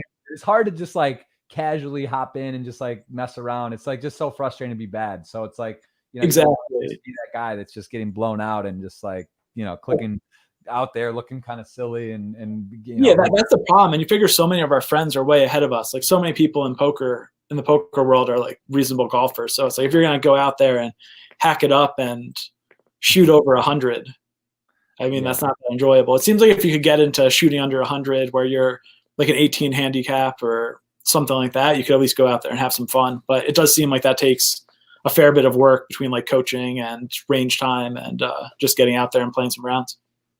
Yeah, I think the way to do it is what would you say like realistically you shoot? I mean, do you even have a score? Are you like at the point where you're in like mid hunt like 100, 110, 120? Yeah, I'd say when I go out and play rounds, it's like, yeah, if I get a bogey, it's like, wow, this is the greatest thing ever, Like a bogey would be a bogey's practice.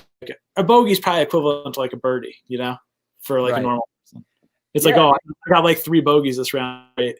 Yeah, or on the par 3, if you get a shot at a birdie somehow, if you hit it, land it up there, and you can putt for, have a chance. Like it's pretty fun. The way to do it, Tom. Maybe not now because we're busy, but future podcast guest and one of our both very good mutual friends, Hook. He's golfed. I've golfed him a little. I'd say we're all kind of in the same ability. We have some athleticism between all of us. Like we could figure it out. We, like maybe we could. maybe we can make a bet. I think that's the only way to get into it is I have agree. Yeah. some sort of something to shoot at. Maybe like a year-long bet we could start at some point, you know, where we say like, all right, we're going to dig in and make some kind of fun thing. Cause other than that, I don't see getting, unfortunately, I feel like we're at that point where we need a bet to make Yeah, no, I agree. You just need a little nudge to get you going. And that could be it. You know, you just say, it's like, hey, every amount that you are like worse than like an 18 handicap, you lose this much, you know? Cause I think that's probably a reasonable goal. Like you could try to get to an 18 handicap. Yeah, that's a good number. I think, yeah, then you can get out and hang out. You know, you're not really hacking it too bad. You get off the tee, and you know, you can get up and down now and again. That's a good reasonable goal. Let's talk about it. I think Hook would be in. Hook likes to throw. He loves the prop bet, yeah. Like he's obsessed at this point. Yeah. So yeah, well, let's do that. We'll arrange that. I think we could. Hook's great to bet too because he doesn't need much convincing. We'll tell him like what the bet is. Yeah, that's good. You know, like he's gonna just he'll be up for it. He's a good sport, and we'll figure it out. So I think that's the way to go. People love this. Instead of asking what's the greatest hand, what's the biggest cooler? What's like that I guess it was maybe the hand with Keen win. I mean, that's pretty big one to get backdoor flushed. You know, jack high flush and situational. Was that one of your biggest coolers that you would say stands out for you? Yeah, that has to be it. I mean, in terms of like a huge like shocker, like wow, like what happened here? I mean, I've gotten coolered in some huge cash game pots, but then I've ended up chopping them, running it twice. So it's like when that happens, it's not that exciting, you know. But yeah, I'd definitely say that flush over flush.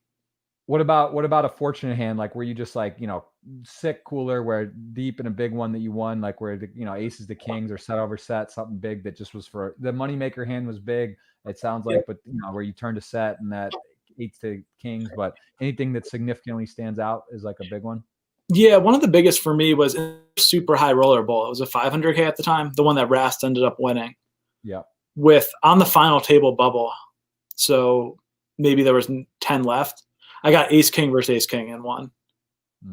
So, I mean, I feel like that, like really that's kind of the worst beat you could put on somebody, right? Like when you have the same exact hand and you just get the 2% free roll or whatever it is. So yeah. Who was that against?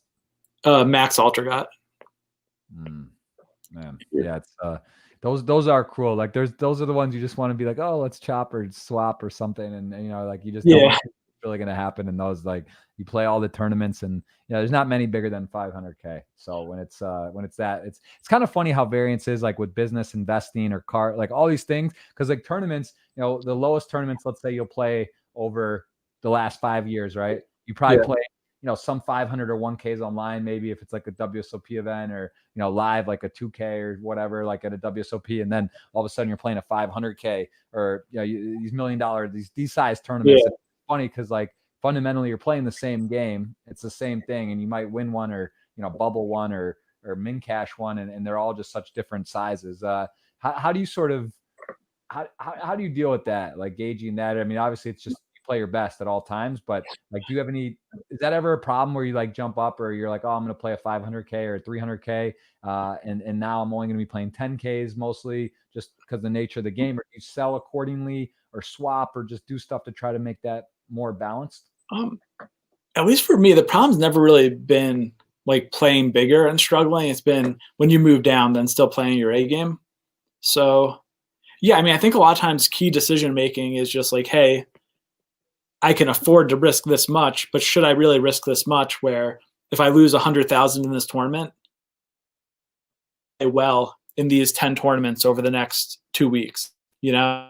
So there's like some valuing just like your actual bankroll, but like your emotional bankroll. It's like how much can you there, then you're not sacrificing like future EV every time you lose. So, I mean, that's something I kind of keep in mind, but for the most part, I've always been decent about jumping around stakes. And a big thing I'll say is it's like, hey, if you know you're tilted and you know you're going to play bad, it's like sometimes you just don't have to, you just decide you're not going to play and it's fine. Like it's not the end of the world. It's like you're better off not playing if you know you're going to play your B or C game than just forcing volume. And during the WSOP, looking back on your peak of summers of playing, what would you say? Were you more a volume guy? Was there summers where you would just wake up, roll out of bed, and you'd play every single day, or did you like, look, like, all right, I'm gonna play this 5K? This 3K, 10K, 50, 25K and just focus on set events, or did you just kind of like rip off whatever you could play? Yeah, I think the most events I ever played might have been 21 in a summer or something like that. So I've never played a ton of events. For me, personally, it's like just the busyness of the Rio and the crowds and like 10-handed tables is just like a little uncomfortable for me. So there's so many different places you could try to like play to make money during the World Series. So I've generally leaned more towards like, oh, I'm going to play cash, or I'm going to play online, or I'm just going to like take some days off to make sure I'm playing my A game. So I've never really been one of those people where it's like, okay, wake up, what's the tournament today? All right, headed down there. Like I'm not really that way. Right. There is a question here from Drill. He asks, what are your greatest strengths? I guess let's pick poker strengths. What do you think are your strongest attributes of your game? I thought I was just really good at being consistent and kind of knowing my place in games. Like I would generally know it's like, okay, these two people are clearly better than me. I'm going to do my best to like avoid them and not make like marginal decisions versus them and things like that. So I think it was a mix of just like knowing my place and not having a huge ego in terms of like, oh, I have to play the biggest stakes. I have to play this game because the biggest, even if I think this smaller game is better for me. And then just knowing when to quit. It's like so many people are the types where, hey, they'll win. And then they have one day where they erase 3 months of profit. And I've always been one of those people where if I've never felt obligated to keep playing when I'm losing. It's like, hey, I'm losing. I'm not playing that well. It's like, let's just call it a day before I get like stressed out and tilted. Right. Yeah, no, that's huge. That's really hard. I think that's a lot of people's just don't like to be stuck. You know, they're like playing live or online in a cash game they can't walk away down, or they just want to they're chasing, or if they're tired, or you know, they just it's hard, right? Phil Locke coined this term up stuck, and that's also true. Like you get stuck from your highest most point and you want to get back to it, or it's obviously if you could always leave at your highest point, that would be a nice superpower, but not the case. So you know, yeah, for sure. I think that I would say just based on what I know of you from your game and how you carry yourself, I think those are true and for sure a very, very valuable strength. What about the favorite player, like growing up, or people that you just kind of look up to in poker, like, you know, from TV or whatever, just someone you saw poker early on and you're like, wow, this guy, I really like how they play. I like how they carry themselves. Anyone that stands out for you? I mean, I think really for everybody, it was kind of like Negreanu and Ivy and Gus Hansen early on. Like I always thought it was kind of awesome how Gus Hansen, his demeanor was always really good. He winning or losing, like he always just like took it fine, and like the way he was able to like give action and whatnot. And then you figured Ivy, when we were in it at the start, it's like, wow, this guy's the sickest ever. His reads are unbelievable, things like that. So at least for me, like growing up when I was getting into the game, it's like, wow, Gus Hansen, Ivy, and then like Negreanu, who just had an overall demeanor and way about him that was great for marketing the game. I think those three were always the players where I was like, wow, like this is like great for the game. Like these are like people that's easy to be a fan of.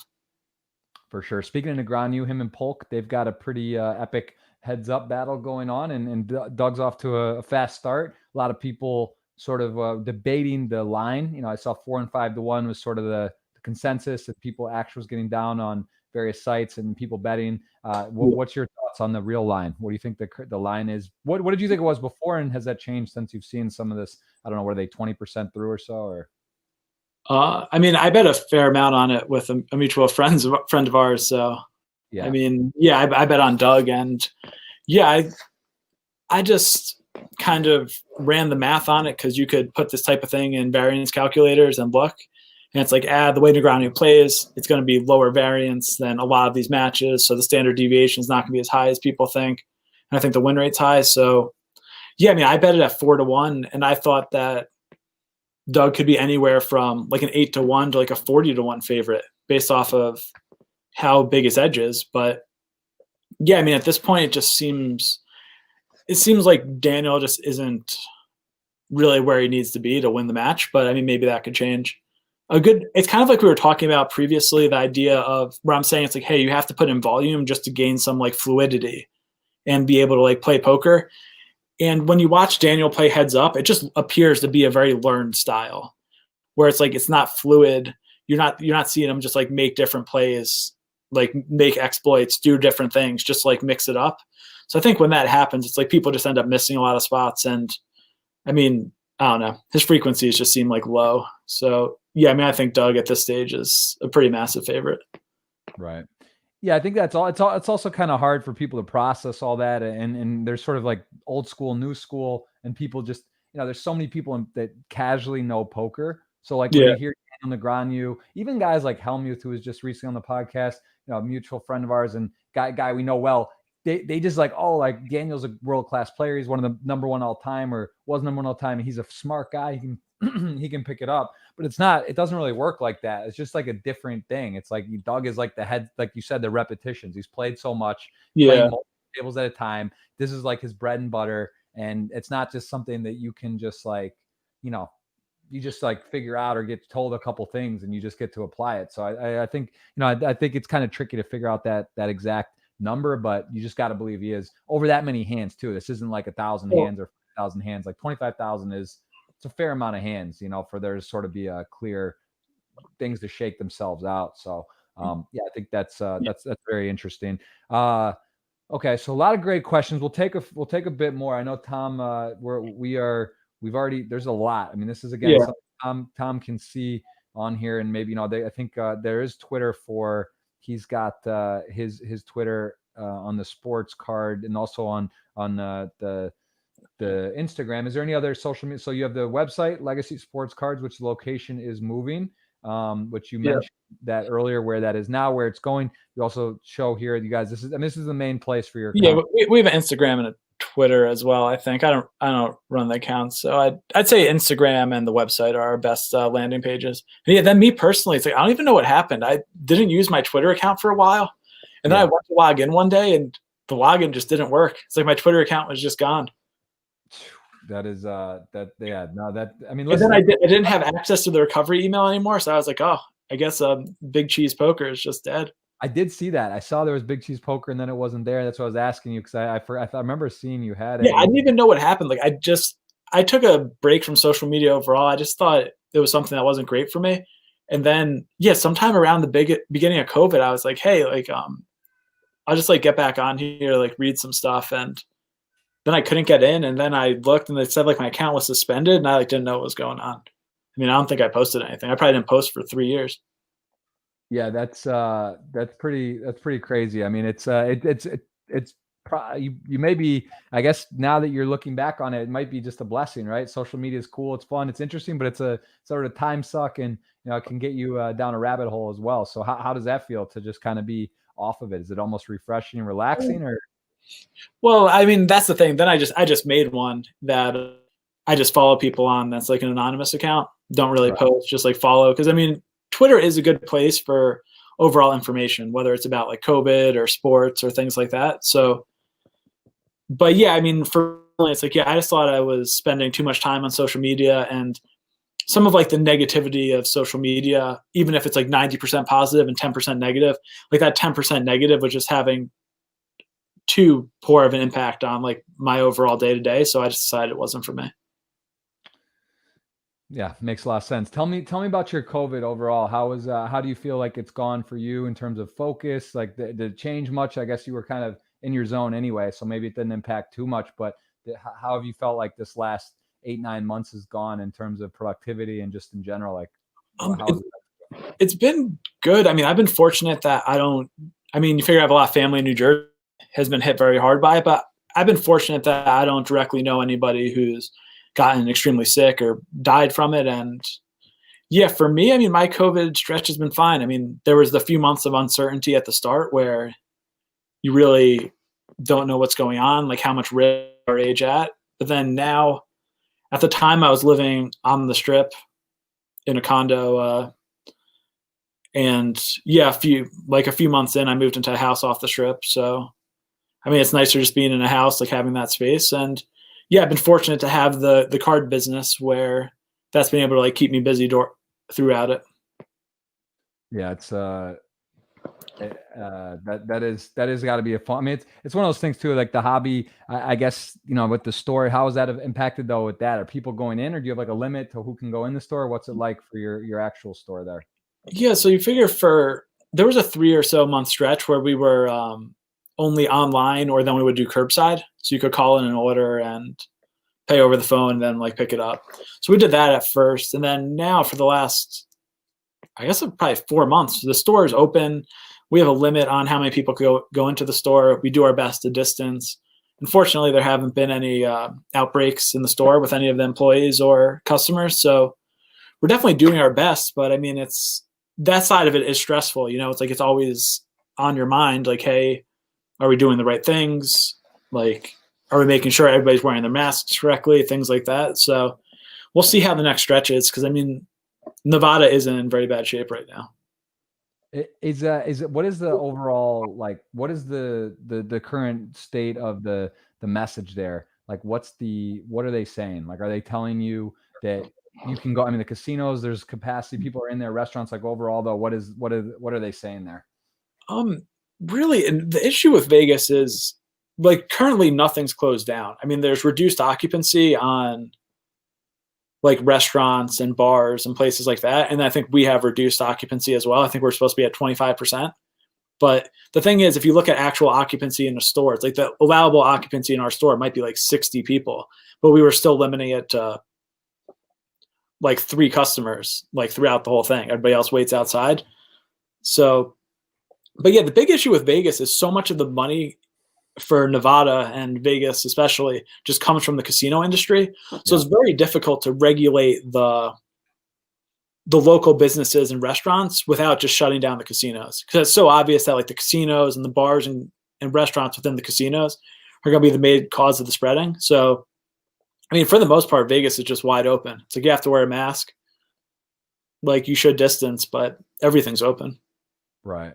Yeah. Makes a lot of sense. So when asking about your favorite site to play on currently, I guess not really playing a lot online, or there's not a lot of options where you are, but what about overall, like, I guess in the heyday, what would you say your most volume was online, your favorite sites to play? That's the thing back then. So we're talking like pre-Black Friday. It's like most of my volume was on PokerStars because it was really just PokerStars and Full Tilt in the market back then. And I had a preference for PokerStars software. But nowadays, I mean, I do play a bit here and there on WSOP.com, and I will play on ACR occasionally. I mean, it's the best site as far as like US facing currently. But the overall, I think my volume has been pretty limited over the last few months. I think everybody was super excited for online poker at first, and then you play like super high volume for a stretch of time, and sometimes you just need a break. Like you get worn out. Yes, absolutely. Do you have a nemesis? Like, is there anyone in your career, 10 years of playing high stakes or more, and that you just like battle? They seem to get the best of you. They've coolered you. They have your number. Like anyone you look at the table, you almost like have to laugh. Or you're like, man, like this guy's just doesn't matter whether I'm better or whatever. He just kind of seems to come out on top. Do you have anyone that kind of is like that for you? Or? It's one of those things where I never necessarily kept track or even like just want to, yeah. Right. But yeah, I mean, I remember like for the Aria high rollers for a stretch, it's like I thought that like Zach Hyman and like Bill Klein, like those guys were just like getting the better of me, and I was always like, man, like these are the players I should potentially be doing a lot of my winning off of, like what's going on here. Right. And I think it was just a lesson to be learned that hey, if you kind of underestimate a lot of these opponents, like I mean, they still have some moves, and like they could easily get the best of you, you know, doing some different things. For sure. Yeah, no, that's what I mean. Especially in those, like when you're playing the 25K, 20 to 40 person fields a lot, you're probably going to bump into guys a lot. So, I mean, it's again, it could be just a variance thing, or what, not necessarily you think they're better. Just like they always pip you, or, you know, get there on you, or just like, if, you know, I know you don't really think like that. Yeah. I mean, in like my recent stretch, in my recent stretch where I played a lot less. I feel like Ali always gets the best of me. Like, I don't know. He just comes across as like a better player who is just like putting in a lot of money and probably running hot, you know? So yeah, it's like he's somebody who the handful of times I played with him, I feel like I've just like never won a hand off of him. But fortunately, I'm not playing with him all that much. So for sure. Is there any guys too that kind of stand out right now, like the younger generation, these guys like you mentioned Ali, and is there some other guys you're just like, wow, they just seem to be crushing and getting deep and going, you know, just see them having a lot of success? Is there anyone that jumps out at you, or sort of hard in premise as it always is changing? Yeah, it's hard to know. I mean, because you figure also it's like everybody always knows people who are like in their circle, or who are like just outside of their circle, who are like doing well. So it's like, I know for me, it's like Sam Soverell and Jake, like those guys have done great over the last few years and are viewed as some of the best players. But outside of them, it's like I just don't have enough knowledge to comment like, oh, who's the best? Is it like Chidwick? Is it Jason Kuhn? Is it Ike? It's like there's so many great players who seemingly easily fall into the top 50 players, but it's like I have no expertise to say it's like, oh, this person's one of the top 5 while this person's like the 25th best player, Yeah, that's it's true, right? Yeah, like any of those names you mentioned, they're not guys you just know like they're not going to be giving it away, right? Like those guys, Yeah. They're playing at a high level. It's just those guys are crushers for sure. Which live or online? What do you prefer? I prefer live. I like the social aspect and like the fun at the table and like the overall camaraderie and like high roller fields, like talking to people on breaks and things like that. So I tend to just prefer live at this stage. Right. What about sports? What's your favorite to collect? Is it basketball? Yeah, my favorite to collect is basketball. That kind of just goes back to be like as a kid where I collected all basketball cards. But as far as a fan, I mean, I'm probably a bigger football fan than I am basketball fan, but basketball and football are my 2 favorite sports. What about playing? Do you ever go hoop around or play any sports for fun? A little bit. I mean, nothing recently here. I got a Papa Shop for my place a bit ago. Fun for just messing around. But yeah, I mean, that's something I'd like to get into. It's just that, like, the group of friends I have who play basketball, I mean, they're very good, and then they're extremely competitive. So it sounds bad. It's like, oh, I'm getting old. I don't want to play these like high intensity games where like people are getting hurt all the time. Yeah, that's the same, because it's nice to be able to work out or do some light activities. If you take a nasty injury or something silly, doing stuff you shouldn't, it's can set you back a lot. So I know, like, we're not young anymore, man. It's I just want to avoid the unnecessary stuff. Even when I go play like pickup soccer, the World Cup stuff during the summer, I'm just like worried like something's gonna happen. I hadn't really, knock on wood, had injuries like growing up, and then I just know like it wouldn't be fun to get like a nasty one right now. Yeah, and that's with you being like the best player too, or like one of the best players. So I feel like you're probably less likely to get injured first if you're like one of the bad players, where you might just injure somebody or like whatever.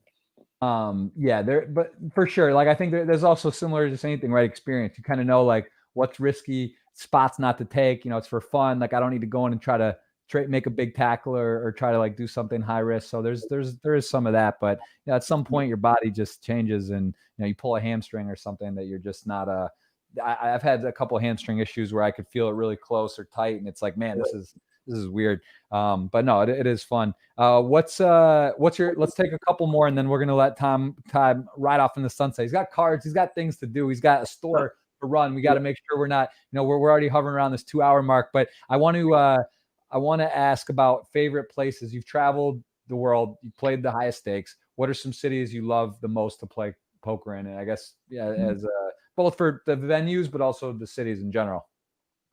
A surprising one that a lot of people don't seem to like, that I always have just real fond memories of, is actually Monte Carlo.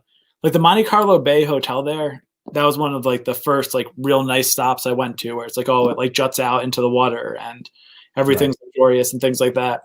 And then I went for the $1 million amateur tournament, like with a few friends. So I'd say like Monte Carlo is one of my favorites. And then I also used to like London. When London had the WSOP Europe and like EPT London, I thought that was just like a great stop, just in that it's a fun city that's like very livable, where if you're going to spend like 2-3 weeks there, like there's a lot to do, all different types of, like a lot to see. So those are probably like the 2 most notable. And because most of my experiences are either within the US or Europe. Like I've only been over to Asia in a few places, never been to South America, never been to Australia. So I know like a lot of those locations are the ones that people tend to love. I agree with you. I really do agree that those are some of the better cities. What about Montreal? You've been there? Yeah, I went to Montreal. I like the city itself. It was just Montreal is one of those examples where just the casino being at the time, the casino at least was just like being outside the city, but just made it a little bit more of like a less convenient stop. But like the city itself was great. Yeah, it's it's a little bit outside there. Playground Poker too. It's not technically in the city. It's close though. I mean, that's Yeah. Montreal. I think is one of the better stops. What's which one? You mentioned the Hard Rock, but is there anywhere coming up? Let's just say they turn everything back on. COVID, the vaccine, things are back to normal. Is there one you're like, all right, I'm missing live poker. You mentioned the Hard Rock. Any other out of the country ones you might go to this year, or any tours or stops, or are you just gonna kind of lay low and hit some of the normal ones? Yeah, I mean, I'd like to do Australia. I've never done that, and it seems like you get to mix in the tennis. So that would be like a full year from now, which you hope they could have it next January, 2022. But yeah, I'd like to go to Australia. I feel like that's one where you could play a few tournaments, really just like see the city, enjoy the Australian Open, things like that. And then I'd actually like to get down to Texas, like when they start expanding a little bit more, because I mean, I saw some pictures of a new room that opened in Austin. It looked really nice. And I mean, I hear the games are good, and I do have some friends down there. So it'd be nice to make it down there. Yeah, Austin's one of my favorite cities. I love going there, and it's a cool place. A lot of people have been moving there in COVID, and there's I just that's a great city. It'll be interesting to see if they actually get like tournaments and get sort of like a series there. I guess I don't think the WPT's ever had something there, have they? Or in Texas? No, I don't think there's ever been like a big tournament, but more so, it seems like they do have a cash game, like a kind of flourishing like cash game environment. So wouldn't mind seeing it for that. And I'd imagine they can't be that far off from like bigger tournaments, just the way things are trending down there. Yeah, I agree. I agree completely. What do you think if you were an operator such as Party Poker or any major operator, like what would be something you think that you could do to make poker better? Like is it, there's no HUDs now in Party Poker, there's real names. What do you think of these type of things? And do you think that this is good for poker, bad, or do you not have an opinion? Yeah, no, I mean, I think the no HUDs especially is really good, or some sort of like a limited HUD that's like built in that everybody could use, just because it's so difficult for players who are playing recreationally as is. It's like it helps level the playing field a bit. But yeah, otherwise I'd say I think there should be more freeze outs with structures that aren't overly long. Like they aren't turbos, but they're not deep stack. Because one thing, unfortunately, we've seen in online poker is really a trend, and Party Poker might be going away from this. I haven't followed closely, but a trend towards these tournaments that take an extremely long time and they have registration open for so long. The thing is, it's like most people, they want to hit the money in an online tournament within 3.5 hours or within 4 hours. Like if they're winning a tournament that has 500 people in it, I feel like they don't want it to take much more than like 7 hours. So that's kind of one thing I'd like to see, just like more freeze outs, a bit faster, and yeah, just like a trend away from re-entries, because the re-entries do make for big profit, but they don't make for great sustainability. Yeah, I think it's a really good point. And the live reentry stuff, like maybe one or whatever, but like seeing like Alex Foxen being 6 times at the Bellagio 10K, it's kind of crazy for a couple of reasons. For people, it's a little intimidating to have to think like, oh, well, because like you go and play a 10K, it's almost like if you bust and you don't re-enter, some people, you're almost like feel obligated to re-enter. It starts getting expensive. You're in for a 10K for 30, 40K. It's kind of crazy. Not to mention you bust Foxen or yourself, and then you're at the registration line. It's not so fun to see you back on again. I think we actually might have lost Tom for a second. Wait, really? Oh, now I got you. I can see you now. You froze for a second, but can you hear me? Yeah, no, I could see you the whole time, but okay. Yeah, you froze for a sec. But my point is like if I knock you out and then you pop in and then 3 hours later or the next day you're at the table again and I got to beat you again, it's pretty demoralizing. Imagine Fox and you knock him out twice or once and you see him again and again, and all of a sudden day 3 he's got the chip lead on your left. It's sort of like, man, like here we go again. It's a bit intimidating. But yeah, there's the pluses and minuses for sure. And at the same time, though, a lot of people are in for a lot of buy-ins and they never cash. So you look at a guy who's in 6 times and wins, you know, he did, but there's all the people that they were in for a bunch and didn't cash or whatever. So that added to the prize pool. So it's kind of it's just a tough line. Yeah, it goes both. I mean, one thing I see for live stops is like, you'd like to see better side events everywhere. In Europe and outside the US, they seem to do it well. But in American stops, there's so few worthwhile side events always. And I think like slapping some guarantees on side events and things like that would do a lot for it.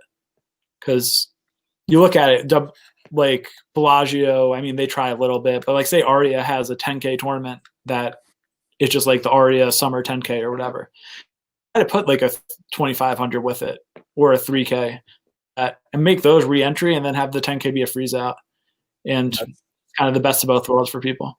I think that's a great idea. I think we'll push that in front of Rob and Party and suggest some of that, because I do think some of these sites are more open to doing and trying things and listening and really taking a chance. So I think that type of stuff would make a lot of sense. All right, well, Tom, this has been a treat again. Legacy Sports Cards. I appreciate the time, man. This has really been awesome. And look at this stuff. If you guys are in Vegas, go check out the store one more time. Tom, tell us where it is and when it will be moving to when. It's currently located.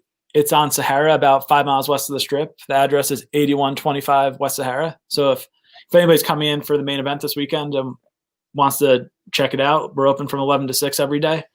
And then in late February or early March, we'll be moving to the new location, which is just 5-6 miles west of the Rio. So hopefully things will be back to normal for the World Series of Poker this upcoming summer, and everyone could check out the shop.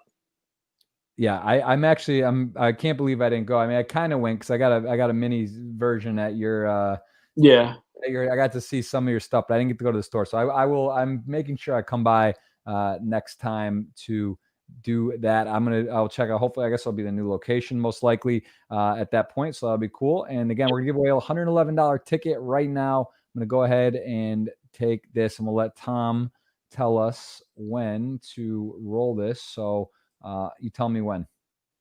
All right, you can roll it.